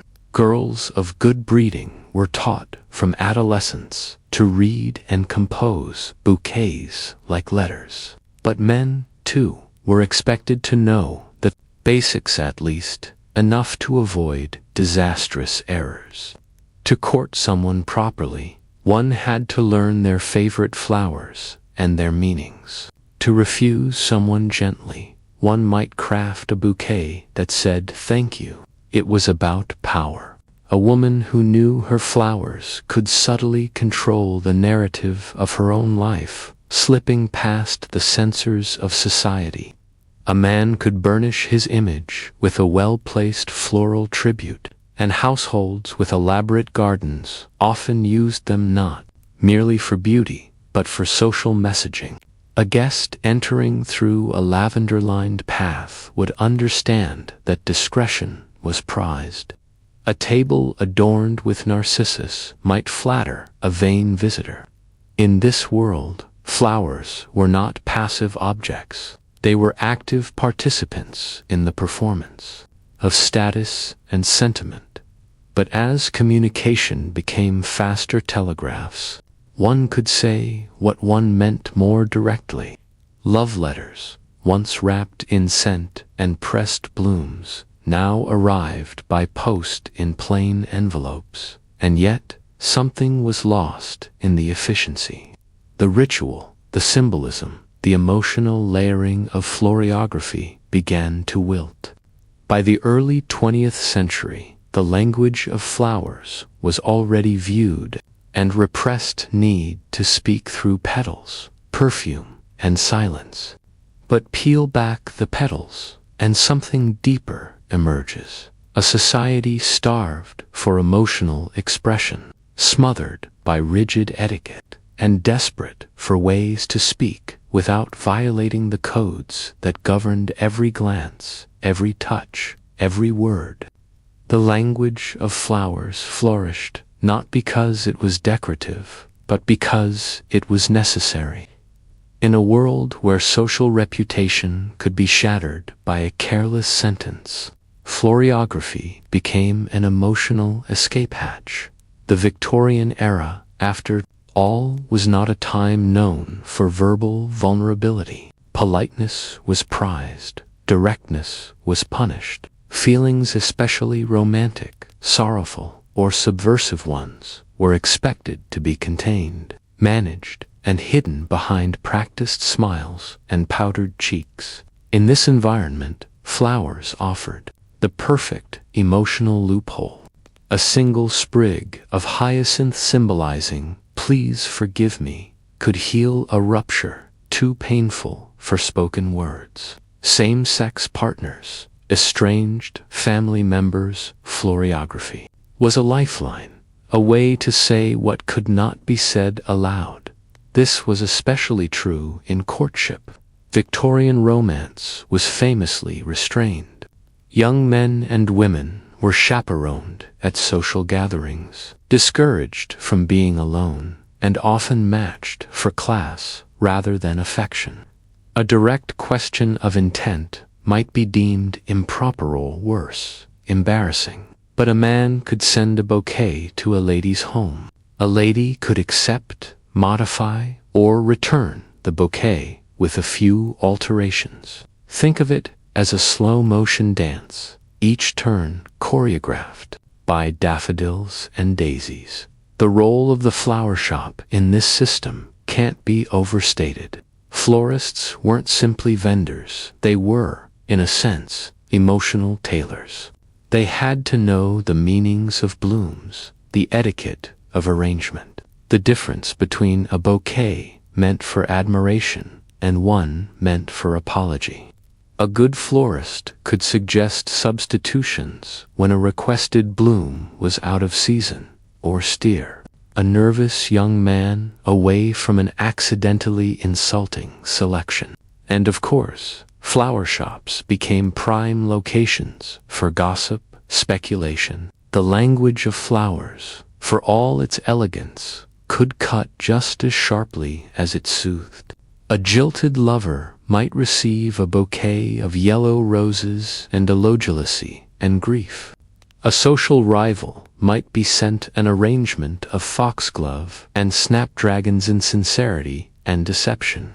These weren't just symbolic gestures, they were social grenades, lobbed across parlors and drawing rooms under the guise of politeness. The plausible deniability of florography was its greatest strength, and also its most dangerous weapon. The domestic setting was another arena in which floral messaging thrived. Victorian households were often decorated with arrangements not simply for beauty, but for tone. A vase of sweet peas in the morning room might symbolize a desire for tranquility. Marigolds in the hallway could offer a silent tribute to recent loss. Even the placement of flowers on a dining table had meaning. Pansies symbolizing thought were a favorite for intimate dinners. Lilies, often associated with funerals, were avoided unless the occasion was intentionally somber. And then there were gardens. In wealthier households, the garden became an extension of the parlor, curated display of not only taste but sentiment. A rose arbor whispered of romance. Garden parties themselves were saturated with meaning. Guests would often pick and exchange small blooms during the course of an event, initiating fleeting conversations and flirtations that would otherwise be impossible under the watchful eye of a hostess or chaperone. A single sprig tucked into a hatband. But for many Victorians, flowers were also tied to morality. A woman who showed too much interest in red roses, for example, might be viewed with suspicion. A man who frequently offered bold or sensual flowers could be read as forward, or worse, disrespectful. There were right and wrong times for every bloom. Even seasonal choices mattered. Snowdrops in winter were expected. The white lily, associated with the Virgin Mary, symbolized purity and devotion, or spiritual standing. It was not uncommon for a woman in mourning to receive a bouquet heavy with symbolic weight: white roses silence, true regret, and you sorrow. And yet, as the 19th century drew on and societal rules slowly loosened, the grip of florography began to loosen too. Faster communication methods, increasing literacy, and the rise of the modern postcard meant that people could begin to say what they meant more directly. The elaborate symbolism of flower giving gradually gave way to simpler gestures: roses on Valentine's Day, lilies at funerals, carnations at graduations. The rich, nuanced dictionary that once allowed Victorians to compose entire paragraphs without a single word slowly faded into quaint tradition. But even now, remnants of this silent language remain. We still associate red roses with romance, lilies with mourning, forget-me-nots with memory. Florists still whisper meaning, even if we're not always listening. And occasionally, a person will choose a flower for someone, not because it's the most beautiful, but because it means something, whether the recipient knows it or not. Which leaves us with a final, fragrant thought. If flowers once carried the burden of all we could not say, what now carries that burden? In our world of instant communication, memes, and texts, do we still have space for beauty that hides its message? By the time Queen Victoria's reign ended in 1901, the golden age of florography was already losing its scent. The bouquets grew simpler, the symbolism faded. Fewer and fewer people consulted flower dictionaries or folded handwritten notes into nosegays. The once vibrant floral language that had spoken across parlors and park benches began to wilt under the weight of modernity. But like dried petals pressed between the pages of a forgotten novel, its memory lingered faint, brittle, and strangely persistent. The decline wasn't sudden or dramatic. It crept in gently, much like the custom had once grown. As society transformed in the early 20th century, so too did the way people communicated. The rise of the telephone and postal services allowed for quicker, more direct emotional expression. Young couples could write to one another freely, without intermediaries. Emotions were no longer required to be pruned and tied with ribbon. Where once a red carnation might have substituted for a confession of love, now a letter or even a postcard could carry the real thing. At the same time, women's roles were evolving.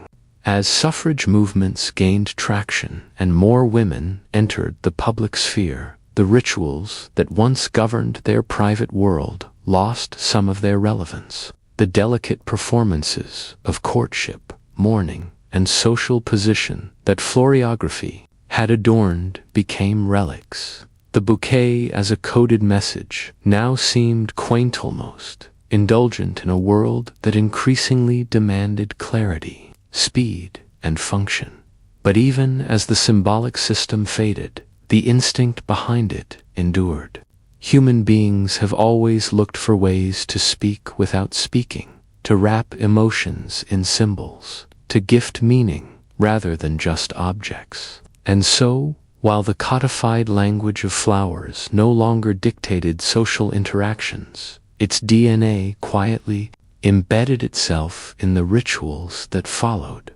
Modern floristry still whispers with Victorian echoes. We may no longer panic over whether to include lavender distrust or cyclamen goodbye, but certain pairings still feel loaded. Red roses for romance, white lilies for loss, baby's breath for innocence, Valentine's Day bouquets and funeral arrangements carry emotional weight, even if no one can quite remember the definitions anymore. Some flower shops still include small meaning cards, descendants of floriographic dictionaries, reduced to marketing and sentimentality. Yet floriography's most enduring legacy may be its expression of a deeper truth, that silence often says more than speech. The Victorians lived in a world where the spoken word was risky, especially for women, the poor, or the marginalized.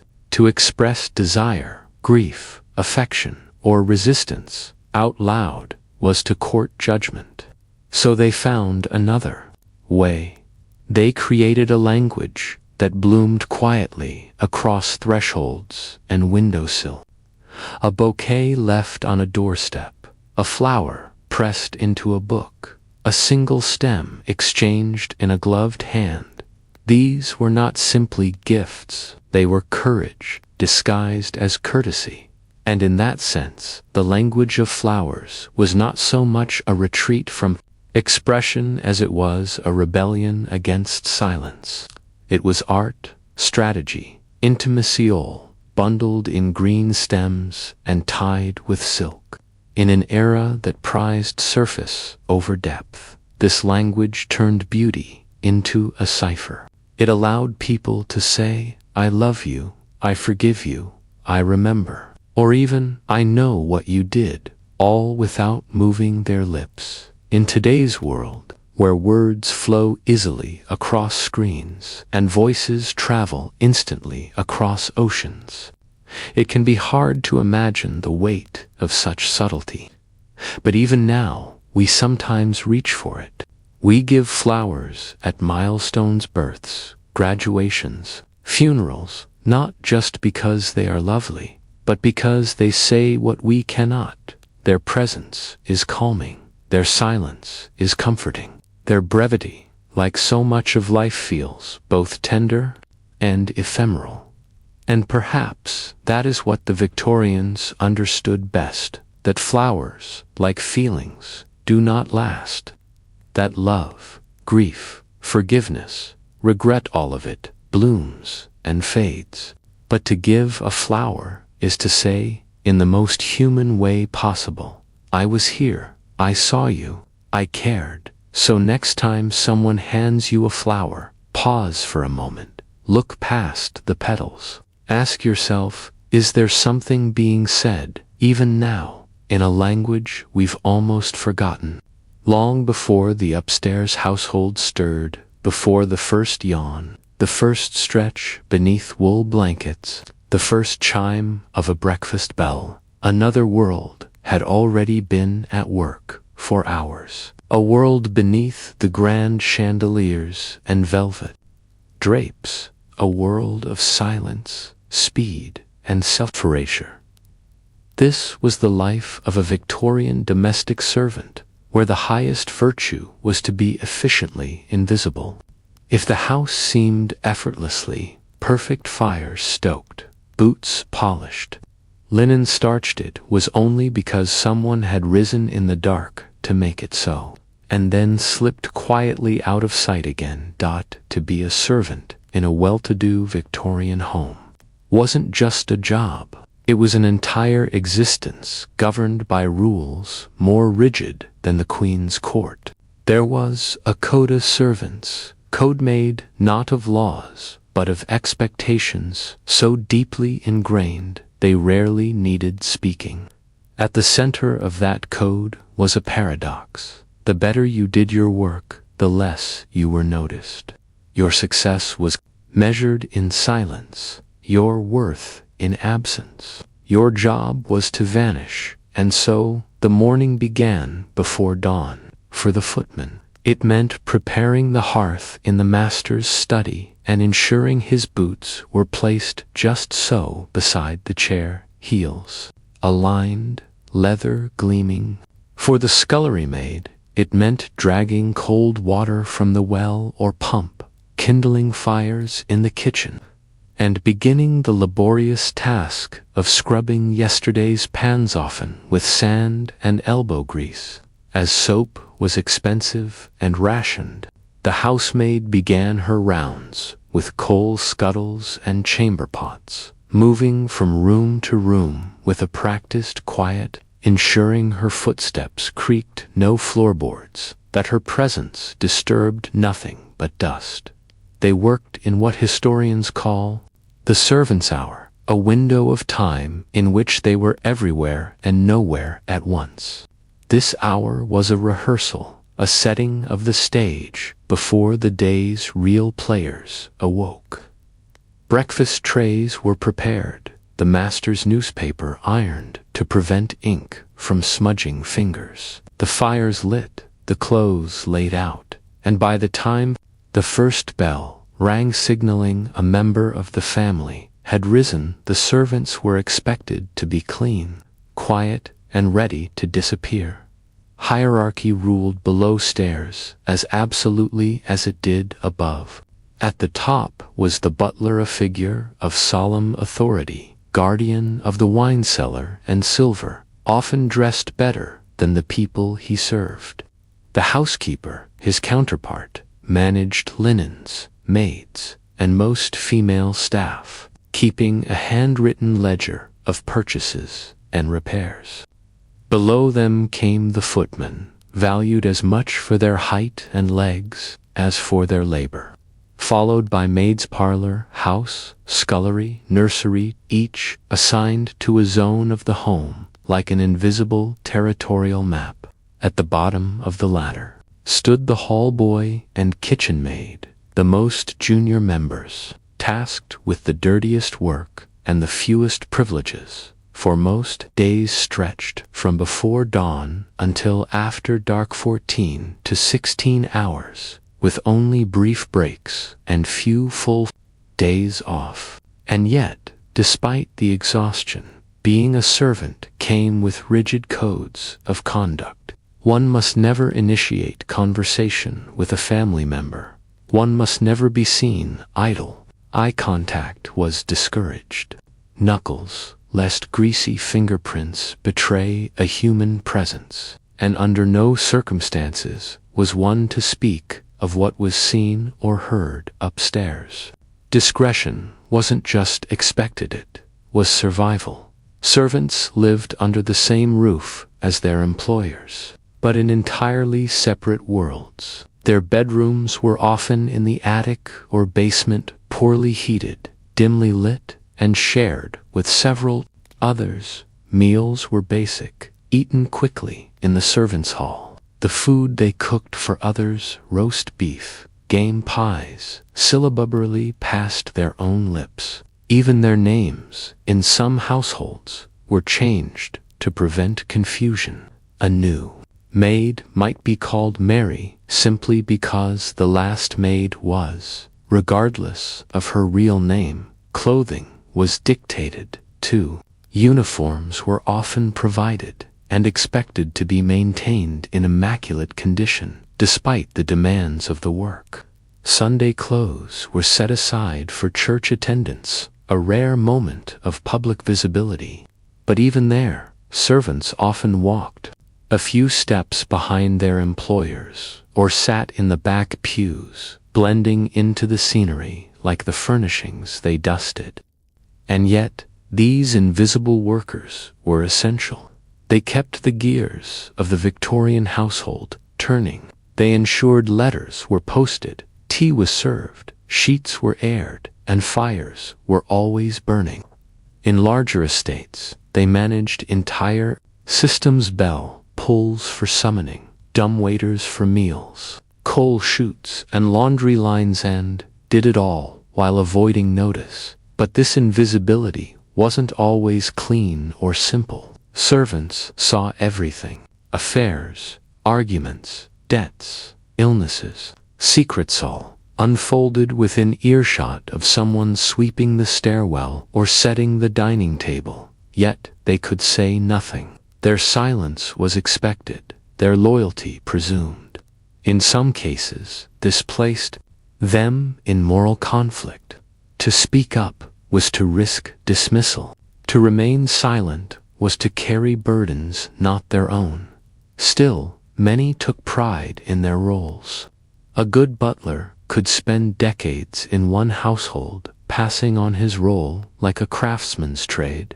A housekeeper might become a confidant in all but name. And for some servants, particularly women with no dowry or men without land, the role offered something rare: stability. However modest, food, lodging, a uniform, and the dignity of being in service was more than some could hope for elsewhere.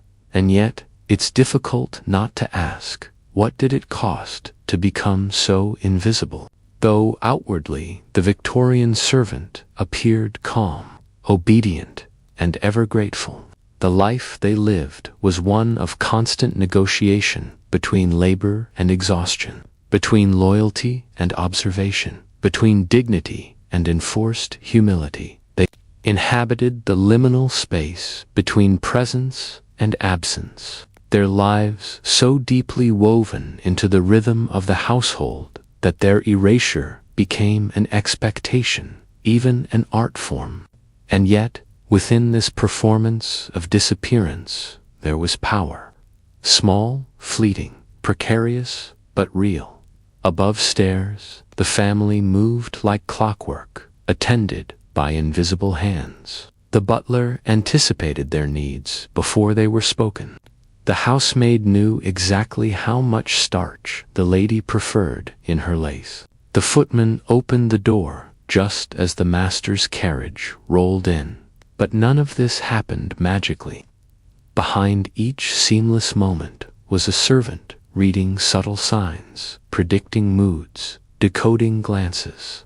Experts in emotional management, intuition, sharpened not by privilege, but by the pressure to avoid displeasure. Much of this understanding came not from training manuals, but from observation. Formal instruction for servants was minimal. They learned on the job, often beginning as children, girls entering service at 12 or 13, boys just slightly older. They picked up the rules by watching older staff, absorbing a set of expectations, never spoken aloud. How to curtsy at the exact angle, how to announce a guest without drawing attention to yourself, how to fold linen so crisply it seemed pressed by air alone. What developed over time was an elaborate subculture. Below stairs, in the servants' hall or kitchen, there existed a parallel society with its own customs, humor, and hierarchies. There was rank among servants, soften, fiercely maintained. A second footman might dream of becoming first footman. A scullery maid might envy the parlor maid's proximity to elegance. But while this internal competition could breed tension, it also forged bonds. The shared knowledge that they were all background characters in someone else's play gave rise to a peculiar solidarity. In some households, the staff built lifelong friendships. In others, tensions simmered beneath the surface. Whispers in the hallway, disputes over work assignments, unspoken resentments about favoritism these dynamics played out away from the gaze of the family upstairs. And always, at the edge of these dramas, was the threat of dismissal. In an age without labor protections, to be dismissed meant not only unemployment, but instant homelessness, disgrace, and ruin. One misstep, one overheard comment, one accusation, or not could end everything. For women, the stakes were even higher. A young maid impregnated by a visiting relative or a member of the household, a common enough occurrence, would almost certainly be dismissed. The man, particularly if he was upstairs, might face no consequences at all. This power imbalance was understood, feared, and often accepted in silence. Some households became hives of unspoken scandal, kept running smoothly only because those below stairs chose to keep the secrets of those above. Despite this, many servants developed quiet strategies for asserting themselves. A delay in delivering tea, a cold stare in response to a cruel remark, a minor forgetting of a disliked task. Resistance rarely took the form of open rebellion. It couldn't afford to, but rather of invisible gestures, easily explained, away, yet deeply felt. A servant who had mastered their duties could push boundaries ever so slightly, bending the rules without breaking them. These acts of self-preservation were passed on from one servant to the next, like heirlooms of the oppressed. Yet not all masters and mistresses were cruel or indifferent. In some homes, especially among older or childless employers, the line between servant and family member blurred. A loyal butler might be remembered in a will. A devoted nursemaid might receive a brooch or allowance. Some housekeepers became unofficial advisors to their mistresses, privy to gossip, finances, even family secrets. In these rare cases, a servant's discretion became their most valuable asset, currency exchanged not for freedom, but for proximity to trust. Still, this closeness was dangerous. A servant too visible, too familiar, too bold risked offending the delicate balance. A housemaid caught laughing too loudly. A footman whose charm caught the wrong eye. A lady's maid who corrected her mistress's grammar too confidently. These small slips could rupture the illusion of hierarchy. To serve well was to know your place. To serve too well was to risk being mistaken for an equal and punished accordingly. Behind all of this was the iron framework of class. The servant was not simply an employee. They were a symbol of the household's success, refinement, and control. To have many servants was to broadcast wealth. To have well-trained ones was to display cultivation. The servant was both proof and product of status, their silence a reflection of the employer's dignity, and the servant, for their part, often internalized this. They wrote letters home, describing their positions with pride. They dressed in cast-off finery on their half-days out. They sent wages to siblings or aging parents, secure in the knowledge that they were fulfilling their duties not just to a family, but to a social order. For many, service was not simply labor, it was identity. But as the 19th century neared its end, cracks appeared in the foundations of this world. Wages elsewhere rose. Domestic service, once seen as honorable and secure, began to lose its luster. Fewer young people were willing to work 18-hour days for the sake of invisible loyalty. And so, quietly, the servant class began to shrink. Still, the habits of invisibility die hard. Even today, in luxury hotels and private homes. Echoes of the servant's code remain silent efficiency, discreet presence, an art of erasure passed down not through books, but through posture and poise. Which brings us to a question. If a life is spent trying not to be seen, what remains when the house is quiet and the uniform comes off? As the Victorian world gave way to the 20th century with its wars, revolutions, and gradually shifting class lines, the great houses of Britain, once powered by battalions of silent servants, began to echo with emptiness. The household staff that had once moved like clockwork, rising in darkness, smoothing linens, lighting fires, and bowing from behind lace curtains, gradually vanished. Some were replaced by machines, the gas heater, the electric bell, the laundry boiler. Others by social change, factory jobs, education, unions. But even as their footsteps faded from the corridors, the legacy of their silence remained etched into the culture, hidden in language, and quietly lingering in the creases. Servant was to live in a paradox, constantly moving, constantly watching, yet never to be seen.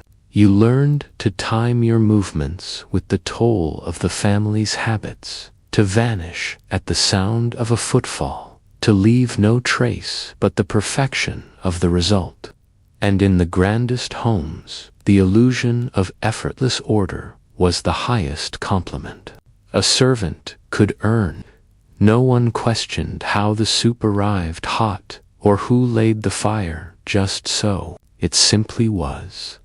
But as domestic labor began to decline, especially after the First World War, when many former servants sought better paid, less oppressive work, the code began to crack. The people who had run these homes no longer wished to or could no longer afford to maintain a full staff. One maid now replaced 3. The butler's pantry fell into disuse. The bells on the wall no longer lit up in sequence. Upstairs, the world changed faster. Downstairs, it simply disappeared. What remained was something more ghostly. The habits and hierarchies that had once been so rigid left behind their shadows. Think of the phrase below stairs, still used today to indicate service workers. Think of how many modern workplaces ask for discretion, professional silence, and behind-the-scenes support as virtues. These ideas didn't vanish with the servants. They were repackaged, redistributed, relabeled. The corporate assistant, the concierge, the live-in-au pairs. They are not called servants, but the echoes are unmistakable. For those who lived this life, who devoted decades to maintaining someone else's illusion of comfort and status, the end of service brought mixed feelings. Some felt liberated, others felt unmoored. A woman who had been a lady's maid for 40 years, attending to every detail of another's wardrobe, might find herself adrift in a rented flat, unsure what to do when no one rang a bell. Her skills were exceptional needlework, dress-fitting, hairdressing, but no longer in demand. Many who left service found new work in nursing, teaching, or retail. Some never adjusted. The households, too, changed. Without servants, the fabric of the domestic space shifted. Meals became informal. Clothes were no longer laid out. Polished shoes no longer expected. The rituals that had once defined family life, calling for tea, ringing for a hot water bottle, sending word to the butler about evening dress, faded into memory. Yet some tried to maintain the theater. Elderly ladies continued to serve tea from silver trays, even as they washed the dishes themselves afterward. Grown sons still hung portraits of long-gone nannies, and for a few remaining households, a single retained servant became the living archive of a vanished world. Curiously, some servants, particularly those who stayed longest, became symbols of the very status they once supported. The long-serving butler was spoken of with reverence. The retired housekeeper became a figure of lore. Their memories were passed down not just within families, but in literature, film, and television. From Downton Abbey to Gosford Park, these figures were not merely characters, but cultural residues, reminders of a time when silence had structure, when vanishing was vocation, but romanticizing the servant's life misses something essential. Beneath the polished brass and waxed floors was real human cost. Illness from overwork, injuries from carrying heavy coal buckets, lifelong poverty despite decades of service.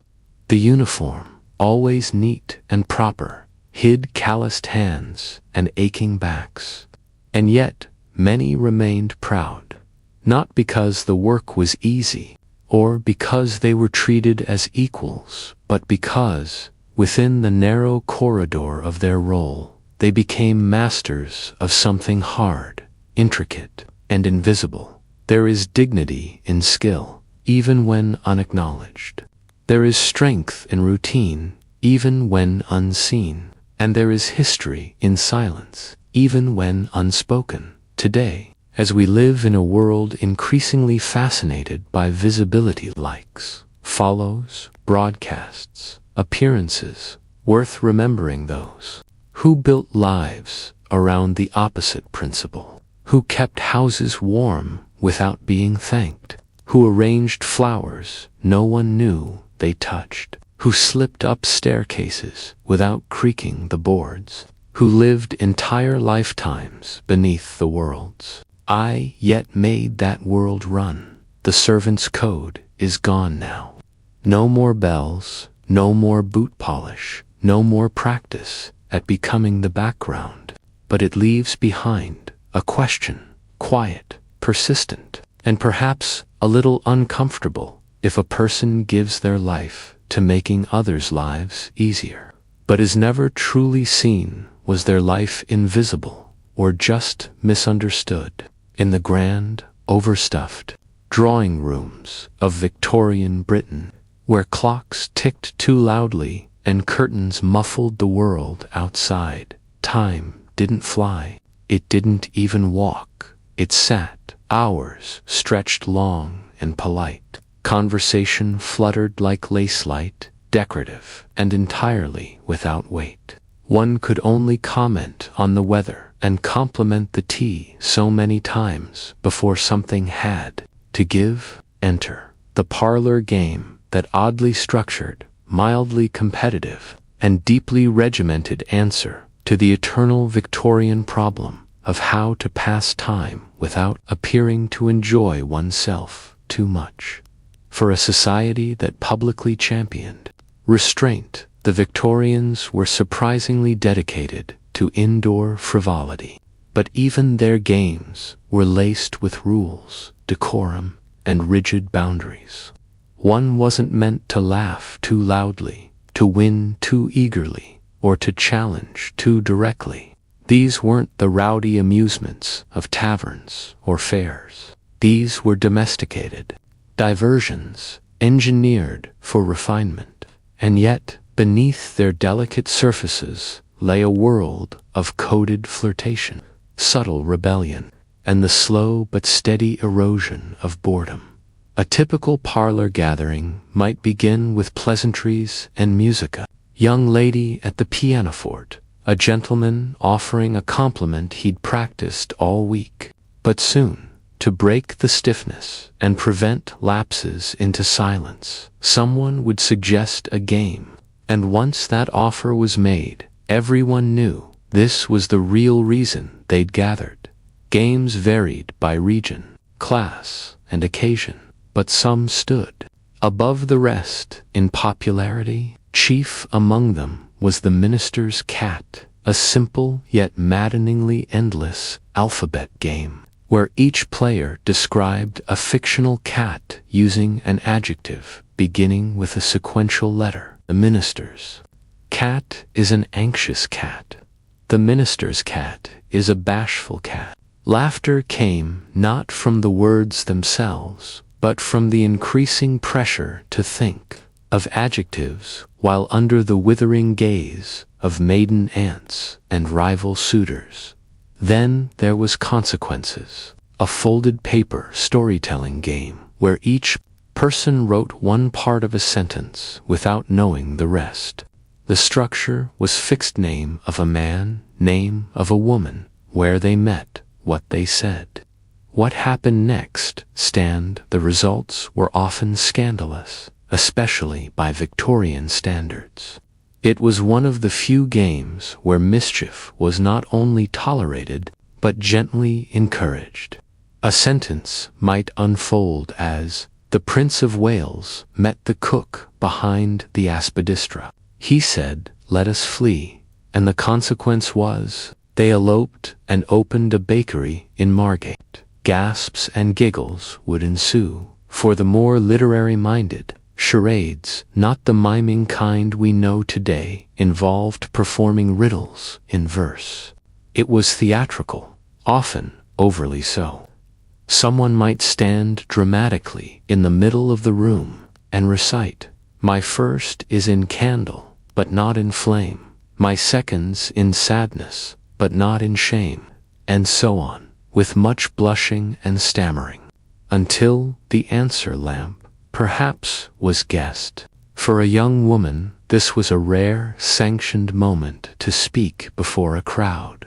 For a young man, a rare chance to show wit without sounding improper.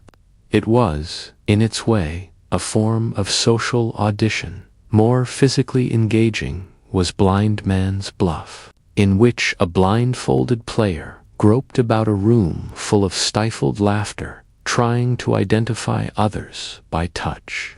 While often played by children, it wasn't uncommon for adults to indulge, especially in country houses or at Christmas parties. It provided a rare breach in physical barriers. A misdirected touch or near-whispered clue could spark more blushes than a season's worth of dances. Another favorite was Sardines, the inverse of hide-and-seek, in which one person hid and others searched. When a seeker found the hider, they would join them in the cramped hiding place. The last to find the group became the next hider. It was not lost on anyone that the game encouraged close proximity in enclosed spaces, something Victorian etiquette otherwise forbade. Played in dim parlors or servants' pantries, it was, quite literally, a game of closeness disguised as a pursuit of amusement. What unified all these games was their ritualistic quality. Rules were everything. Spontaneity was corralled into approved patterns. Even laughter had to be modulated. You were allowed to enjoy yourself, but not too much, and never in a way that challenged the dignity of the room. Winning was optional. Grace, wit, and a firm grasp of when to feign confusion were often more important, of course. Not everyone loved parlor games. Some found them tedious, others humiliating.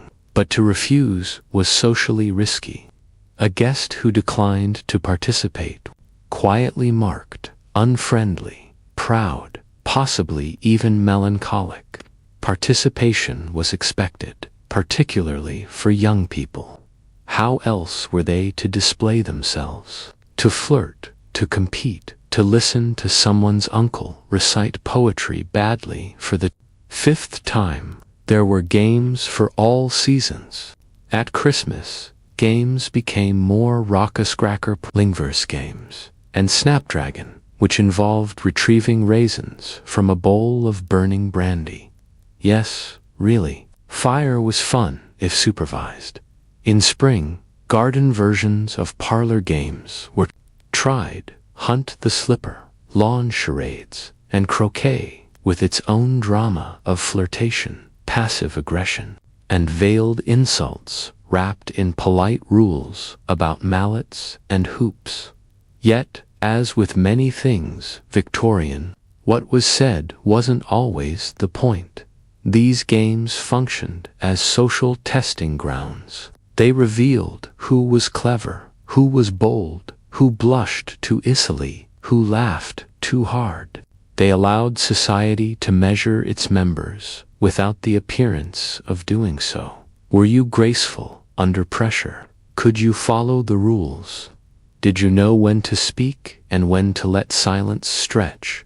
In this strange, rule-bound landscape of boredom and delight, games became not just entertainment, but a form of quiet performance, a way to fill the silence without acknowledging the silence, a kind of dance in which everyone knew the steps and yet pretended not to.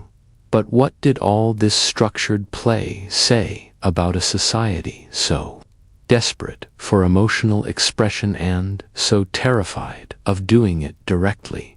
The parlor game was, in many ways, a mirror held delicately, playfully, and sometimes nervously up to Victorian society. Through it, one could glimpse the outlines of a world where joy had to wear gloves. Flirtation was a coded dialect, and rebellion came not with raised voices, but with rhyming riddles and folded bits of paper. The games were, at face value, innocent, but scratch the surface, and they reveal something more intriguing: a society obsessed with rules that quietly craved the thrill of almost breaking them. Much of this tension played out in the performance of propriety. Face brushed accidentally against another's shoulder, or worse, a flirtatious shriek from the wrong corner of the room.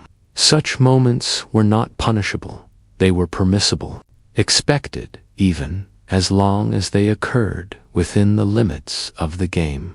This was the genius of the Victorian entertainment ritual. It provided an escape hatch from the straitjacket of social decorum, without requiring anyone to openly acknowledge it.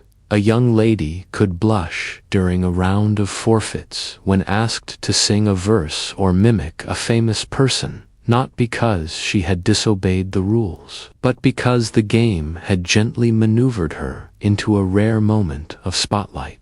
A bachelor might kneel dramatically before a guest as a penalty, allowing for laughter and applause without so much as a pinky toe over the line of scandal. Forfeits, in fact, were a Victorian favorite, and their appeal was obvious. They allowed for controlled embarrassment, social interaction, and mild daring. Players would forfeit a personal item like a glove, a ring, or a ribbon, which was collected in a pile. Another player, acting as the judge, would blindly select an item and assign a playful penalty to its owner. Recite a poem in a dramatic voice, or pretend to propose marriage to the person on your right. The punishments were silly, but revealing. They allowed people to try on boldness, to test how far they could go, while still being safely inside the fence of propriety. These games also served as quiet power meters. A quick-witted participant could raise their social standing in an evening. Conversely, someone who flubbed too many turns, acted disinterested, or showed poor sportsmanship might discover that their next invitation came suspiciously late or not at all. Even board games, which emerged in greater numbers in the mid-to-late Victorian period, carried moral undertones. The Mansion of Happiness, an early morality-based board game, rewarded virtues like temperance, honesty, and piety, while punishing sloth, idleness, and disobedience. Snakes and ladders, adapted from an Indian game of spiritual virtue and vice, was marketed to Victorian children as a way to teach cause and effect. Goodness led to success, wrongdoing to ruin. The idea that play should educate, or at least reinforce morality, was ever present. Yet, not every game was about moral reinforcement. Many were about managing awkwardness. The Victorian era was full of young people trying to speak while their chaperones hovered inches away. House guests trapped in drawing rooms for weeks. Adults expected to converse for hours without ever touching on politics, death, money, or passion. Games filled the gaps. They gave everyone something to do with their hands, a rhythm to follow, a buffer from the terrifying prospect of unstructured interaction. Children, of course, played more freely. Their games, hoops, marbles, hopscotch, skittles, were often outdoors, louder, less restrained. But even in the nursery, moral instruction in picture form hinted that play was never truly free of expectation. And then there were the holidays. Christmas especially, when the rules of conduct relaxed just enough to allow more spirited fun. Crackers snapped. Snapdragon was played by dim candlelight with shrieks of laughter. The family patriarch might allow himself to be blindfolded for a game of hunt the slipper, or deliver a clumsy poem as a forfeit. It was all part of the ritual, the loosening of the stays, both literal and metaphorical, under the safe cover of festivity. Yet even this festive play carried its undercurrents. Games revealed who laughed too loudly, who enjoyed embarrassment a little too much, who couldn't take a joke, who flirted when they shouldn't. These moments were logged silently by matrons and matchmakers alike, turned over later in drawing room whispers. A single evening of games could quietly boost or quietly ruin a person's prospects. This brings us to a peculiar truth. In Victorian parlor games, how you played often mattered more than whether you won. The manner of your participation was scrutinized as closely as your choice of words or your tone of voice. Were you gracious? Were you witty? Were you too bold or not bold enough? These games weren't merely a way to kill time, they were tests. Disguised as play, each turn of the game a chance to confirm or deny your social alignment. So, if the rules were rigid, the stakes were oddly high, and the joy was always filtered through manners. Why play at all? Because sometimes, in a world where real emotion had no safe place to land, pretending to play was the closest you could come to feeling something real. By the turn of the 20th century, the gentle tyranny of Victorian parlor games was beginning to loosen. The grand drawing rooms still stood, the firelight still flickered over tea trays and antimacassars, but the rhythms were changing. New forms of leisure, faster, louder, and less rule-bound, were arriving at the door. The world was speeding up, and the deliberate pace of alphabet games and folded paper flirtations no longer held the same magic. The old amusements, once vital to social survival, were starting to feel like relics of a slower, starchier time. Yet their impact lingered, like the echo of laughter down a long hallway. For decades, parlor games had been essential, not just for entertainment, but for managing the strange constraints of polite Victorian life. In a society where so much was forbidden, direct speech of the middle class, shifts in gender roles, and the slow erosion of aristocratic dominance meant that leisure itself was being democratized. Card games, like whist and bridge, once restricted to the elite, were spreading to more modest households. Board games became mass-produced and widely distributed. Music halls, theaters, and eventually cinemas offered new forms of public entertainment that didn't require knowing the right family or being invited to the right house. The parlor was no longer the epicenter of social fun. It was becoming, increasingly, a museum of manners. Technology played a role as well. The phonograph brought music into homes without needing a family pianist. The telephone allowed for unchaperoned, spontaneous conversation. Eventually, the radio would provide constant entertainment that required no folding of paper. Entertainment began to flow one way, and participation, once so critical, became optional. But perhaps the most powerful change was social.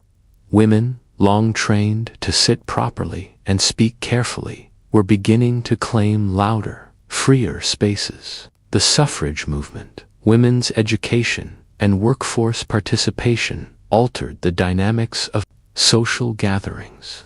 The idea of flirtation hidden inside an adjective game, or rebellion smuggled into a forfeited glove, began to feel outdated. Even children, now subjects of new educational theories and reforms, were encouraged to play for development, not just discipline. The nursery games that had once mimicked adult restraint began to evolve into activities that celebrated imagination, movement, and freedom. Still, the spirit of parlor games didn't vanish, it evolved. In early 20th century dinner parties, icebreakers and party games carried the DNA of Victorian amusements, albeit looser and louder. Word games like 20 Questions, Telephone, and Who Am I carried echoes of the minister's cat and consequences, but without the need to observe rigid social posture. Even today, when we gather to play a round of charades or Pictionary, we're unwittingly reenacting a tradition that once guided flirtation, tested wit, and filled long hours beneath heavy velvet drapes. And in certain corners of modern culture, especially, where nostalgia blooms, Victorian games make the occasional return. At historical reenactments, themed parties, and in period dramas, we watch characters in gloves and corsets pass the time with riddles and forfeits, and we feel, perhaps, a flicker of something familiar, a longing for slower moments, for interaction that doesn't involve screens, for games that required no purchase, no packaging, just paper, pencil, and presence. There's something almost radical now in how small these games were. No flashing lights, no winner's podium, no leaderboard, just people sitting in a room, turning attention toward one another, agreeing if only for an hour to be playful and present, to pretend together that the weather didn't matter, that the candles didn't sputter, and that for once the silence could be filled with something other than waiting. In the end, parlor games weren't about winning. They were about witnessing, watching someone blush over a forfeit, hearing laughter ripple around the room, seeing someone's cleverness soar, their shyness in full display in the safety of rules that gave permission to be a little foolish. And now, as we scroll past memes and open tabs and reply to messages half-read, the stillness of those old rooms feels oddly distant, perhaps even appealing. Because beneath all the posture and propriety, the Victorians knew something we often forget, that boredom is not always a problem to be solved, but a space to be shared. In Victorian Britain, you did not eat when you were hungry.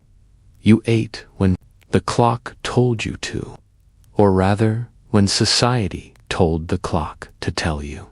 A meal was not a response to appetite. It was a performance, a ritual, a reinforcement of your place in the world. Time didn't just structure the day, it structured identity, and nowhere was this more evident than in the rigid, almost sacred schedule of Victorian dining.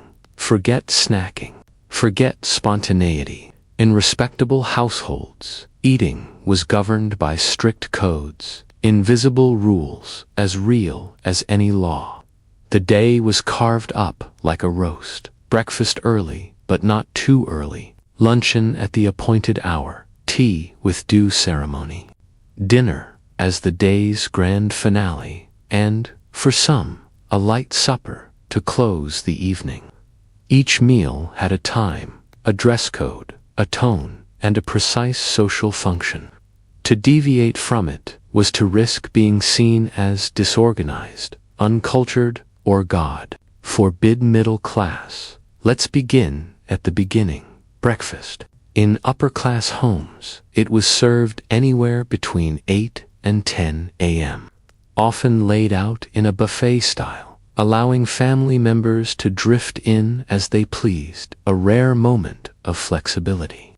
Still, the table was immaculate, the silver polished, the toast crisped under silver domes. Dishes might include kedgeree and eggs, not so much a meal as a demonstration of abundance. For the staff, however, breakfast meant rising before dawn, lighting fires, setting the table, and preparing the food long before they were allowed to eat their own. Then came luncheon, never lunch, unless you wanted to advertise your social decline. Luncheon arrived around 1 or 2 p.m. and was considered a light, informal meal, especially for women and those not engaged in full public life.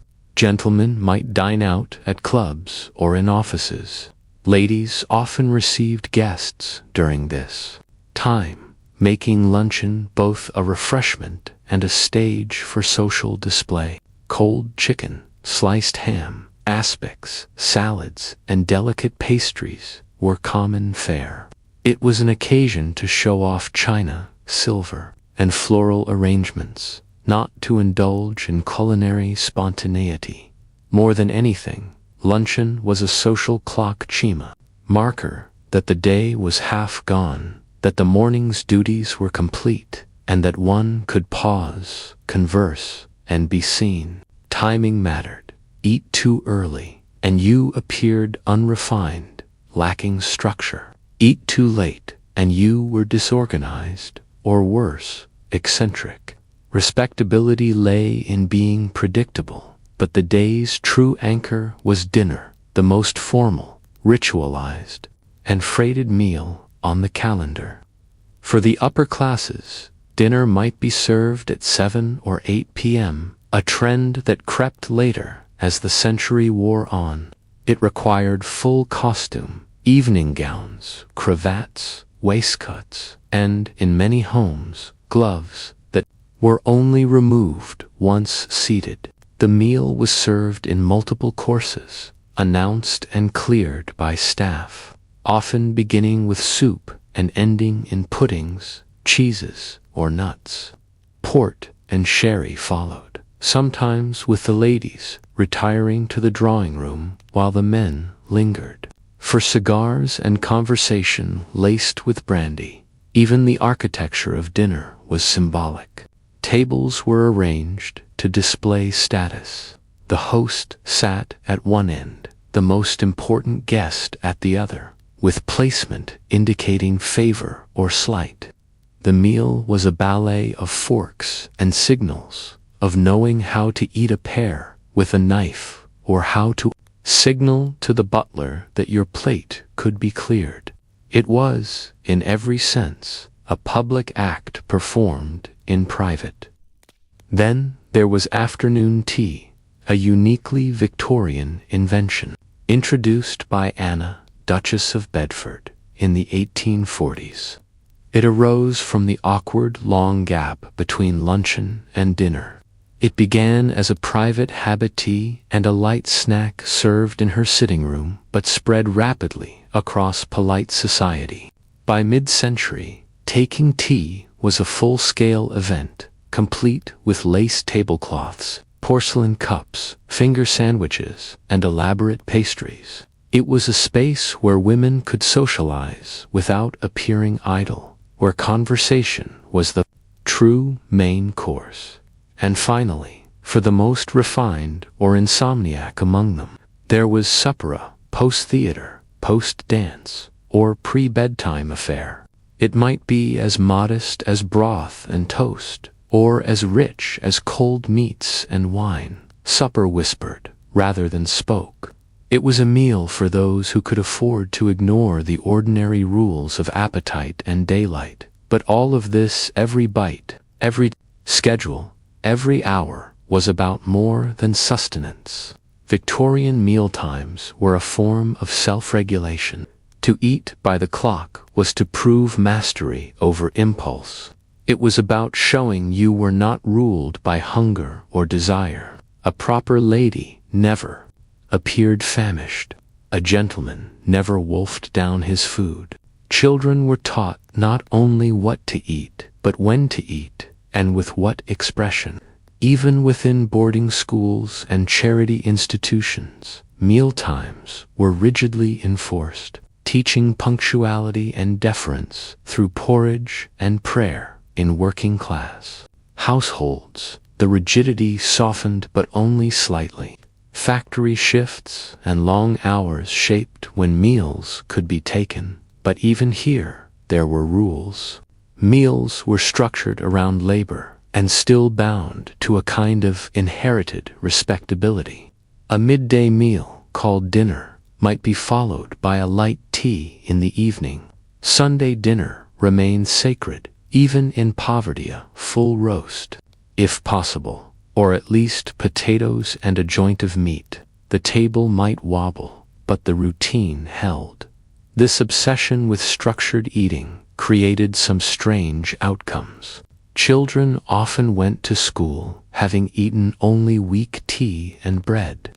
Guests who arrived too early or too late could find themselves refused food entirely. And housekeepers, in their effort to follow etiquette, sometimes prepared meals no one really wanted, simply because the clock demanded it. Which raises the question, when food becomes ritual, when the clock becomes more important than the craving, what exactly are we feeding? To dine in Victorian Britain was not merely to nourish the body, but to perform the soul. It was a statement, a silent contract between the eater and society. I follow the rules. I know my place. I belong.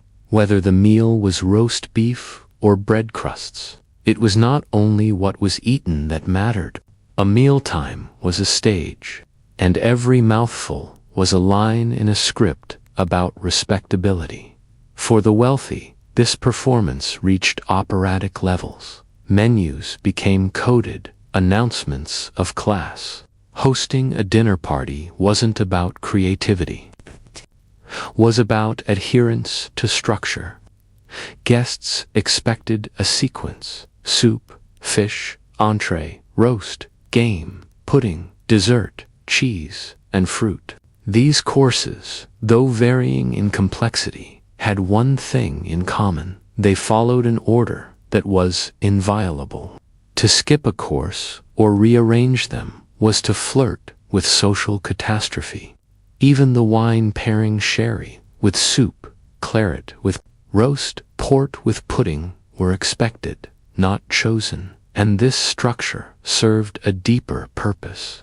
It sorted people. Those who knew the steps, how to hold the fish fork, when to unfold the napkin, how to pass the port clockwise, signaled their belonging.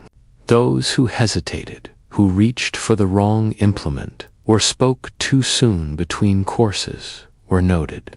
Perhaps not openly, but noted all the same. To eat in the Victorian upper class was to sit for an unspoken examination. The results were never shared with the student. But even among the middle classes, timing and etiquette around meals mattered. The rising bourgeoisie saw punctual, formalized eating as one of the clearest markers of social aspiration. Many mimicked upper-class customs as best they could: separate dining rooms, proper tablecloths, matched china sets for Sunday meals. The family table became not only a place for nourishment, but a classroom in etiquette. Children were taught to sit straight, chew quietly, and never ask for more until offered.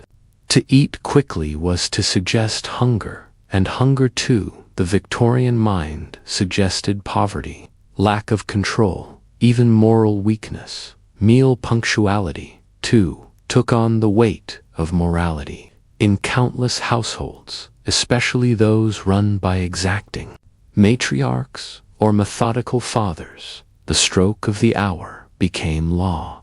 Dinner was not delayed for emotion, accident, or fatigue. Guests who arrived late were kept waiting. Servants who served early were reprimanded. Mealtime order was the visible heartbeat of a well-run household. The food might be bland, but the punctuality was the spice.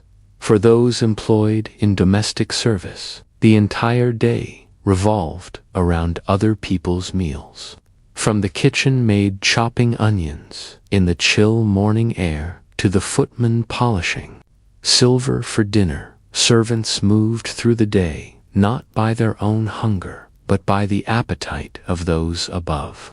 The housekeeper's schedule was built around the timing of meals: breakfast for the master, luncheon for the lady, tea for visiting guests, dinner for the household, and a separate, often later, supper for the staff if time allowed. It wasn't just about preparing the food. It was about synchronizing the entire household to a ritual. The maid who arrived late with the tea tray, the butler who announced dinner too soon, the cook who failed to serve the pudding piping hot. It risked more than critique. In many homes, they risked dismissal. Entire domestic treatises written on how to manage mealtimes, not to create pleasure, but to maintain order. Outside these more structured households, in the crowded tenements and terraces of industrial cities, the pattern softened but did not vanish. Factory whistles, train schedules, and school bells replaced silver gongs and footmen's footsteps. Meals were built around shifts, bread and dripping before dawn, a packed cold dinner at noon, a hot dish if possible in the evening. But even in these humbler kitchens, the aspiration to proper timing remained.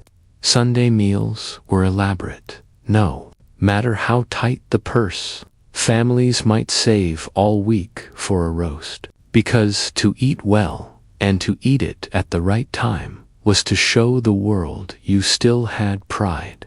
Even literature of the time reinforces the association of mealtime with status. Dickens, with his sharp eye for class tension, often portrayed meals as moments of silent struggle. A child denied second helpings, a guest mocked for improper table talk, a hostess obsessed with serving pudding at precisely the correct temperature.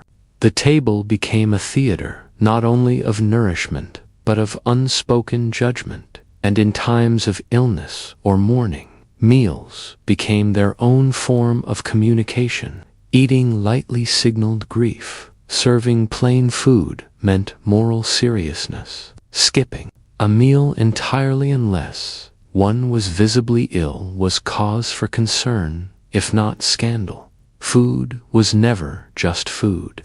It was a message. To serve salmon in spring, strawberries in December, or rabbit out of season could betray one's ignorance, or worse, one's lack of self-restraint. Even the act of not eating had meaning. Fasting, for some Victorians, became a way to demonstrate spiritual control. There were religious fasts, of course, but also moral ones.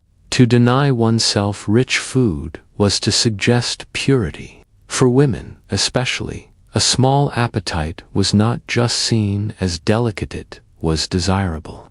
A woman who ate too much risked being seen as animalistic, uncontrolled, or unfeminine. Thus, many meals involved performance, small bites, quiet chewing, a pretense of fullness before the appetite had actually been met. This obsession with propriety and timing led to some curious practices.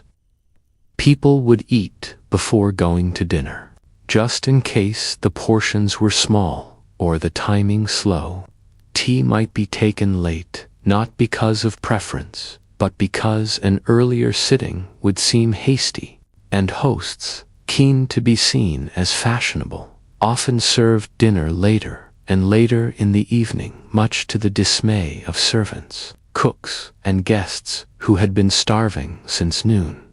Over time, mealtime rules became internalized. Entire generations grew up believing that eating outside of set hours was vulgar, even unhealthy. Snacks, when they existed, were private, shameful things: a crust of bread taken in the kitchen, a biscuit hidden in a pocket. Appetite itself became something to be managed, not just biologically, but socially, which leads us to a deeper question.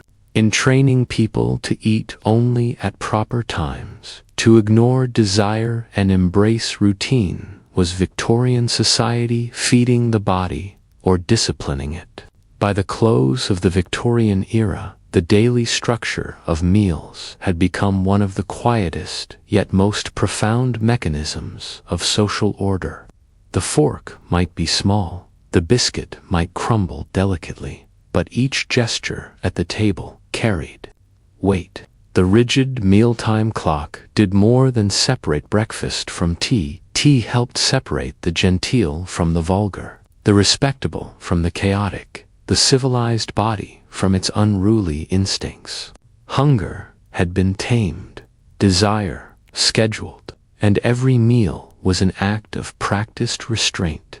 To the Victorians, appetite was a dangerous thing. It pointed to need, to lack, to the uncomfortable reality that no amount of refinement could fully erase the human body's demands. So they did not embrace hunger, they regulated it. And in regulating hunger, they believed they were regulating morality. Take, for example, the Victorian woman.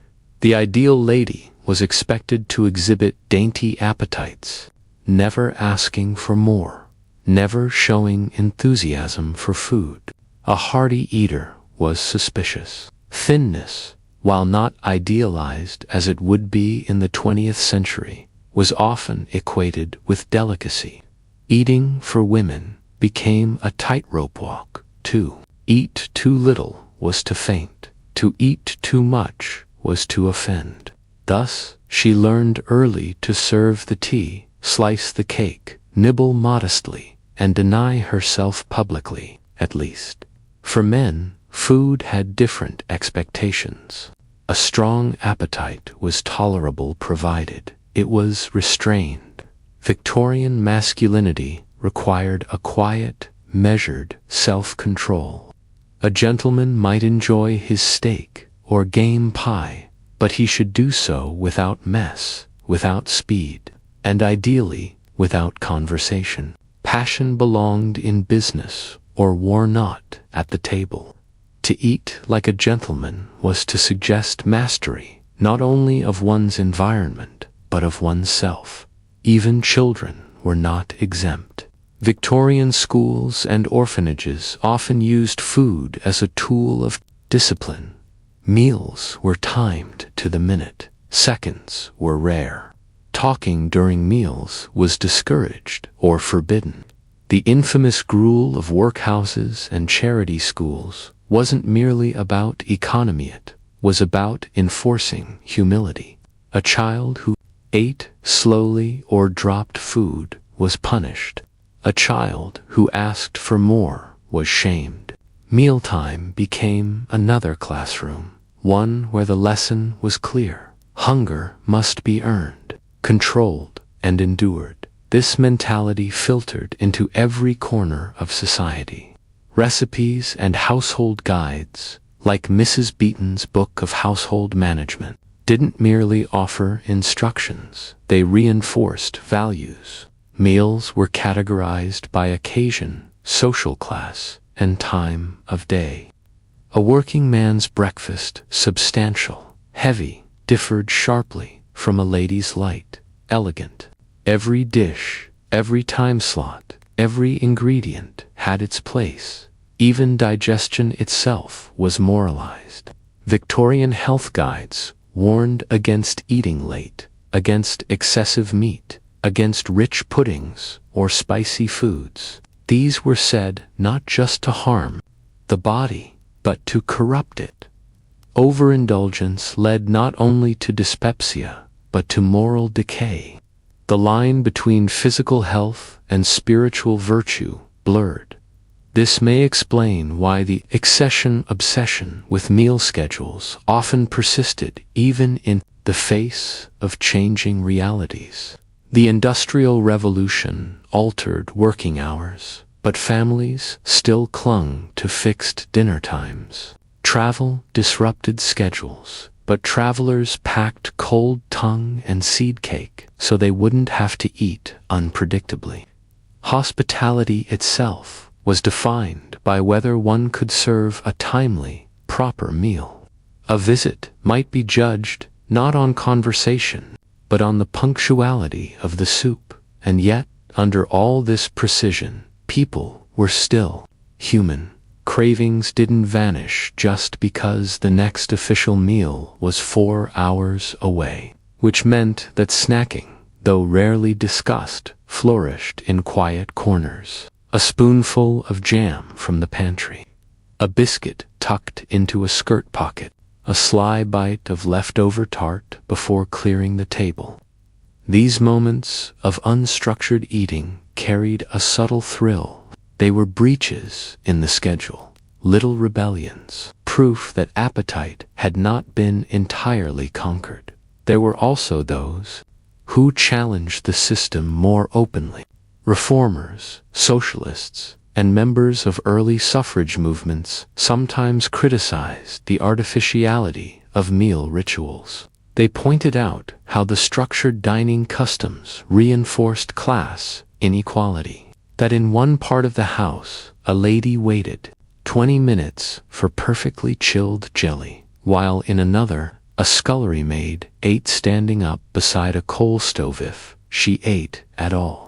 Food reformers began to suggest that meals could be simpler, healthier, more natural, but traditionist, the kind that involved linen and lace clung tightly. In some ways, Victorian mealtimes were about illusion. The illusion that everything could be tamed, that need could be domesticated, that time could become order, that a quiet table, a folded napkin, a properly timed luncheon could create a kind of moral fortress against the chaos of the world outside. This illusion was always fragile. A missed meal, a broken dish, a guest who drank too much sherry, a child who cried from hunger before the roast was served. These moments broke the spell and reminded everyone that beneath the clock and the silver cutlery, the body was still the body, needing, wanting, disobeying. And perhaps that is the real legacy of Victorian eating habits, not the menus or the porcelain or even the rules, but the way time itself was used as a tool of control. To eat on time was to prove your worth. To eat off time was to raise eyebrows. And even now, long after the clatter of spoon against bone china has quieted, we feel the echo in scheduled meals, in portioned diets. in the quiet guilt, eating a late-night snack alone in the kitchen. Because in the end, the question still lingers beneath every carefully timed bite. Are we eating to satisfy the body or to convince the world that we've tamed it? In Victorian Britain, falling in love was rarely a spontaneous affair. It was not sparked by a glance across a crowded room unless that glance was timed, witnessed, and chaperoned. It did not unfold over a candlelit dinner unless the table had proper seating arrangements and the host's approval. And it certainly wasn't confirmed by whispering sweet nothings in a private corner unless that corner was within earshot of an aunt. Love, for the Victorians, was not free. It was regulated. Courtship was less about passion than about procedure. Every stage meeting, writing, visiting, proposing was weighed down with expectation. Not only was love bound by morality and family interest, but by etiquette manuals, gossip networks, and generations of unspoken precedent. In this world, to love someone was not enough. You had to do it properly. Let us begin where many courtships began, not with words, but with glances. At a ball, a church pew, a promenade in the park, a man might catch a young lady's eye. That fleeting moment, if noticed and returned, signaled a possibility, but it was only the beginning. A gentleman could not simply approach her.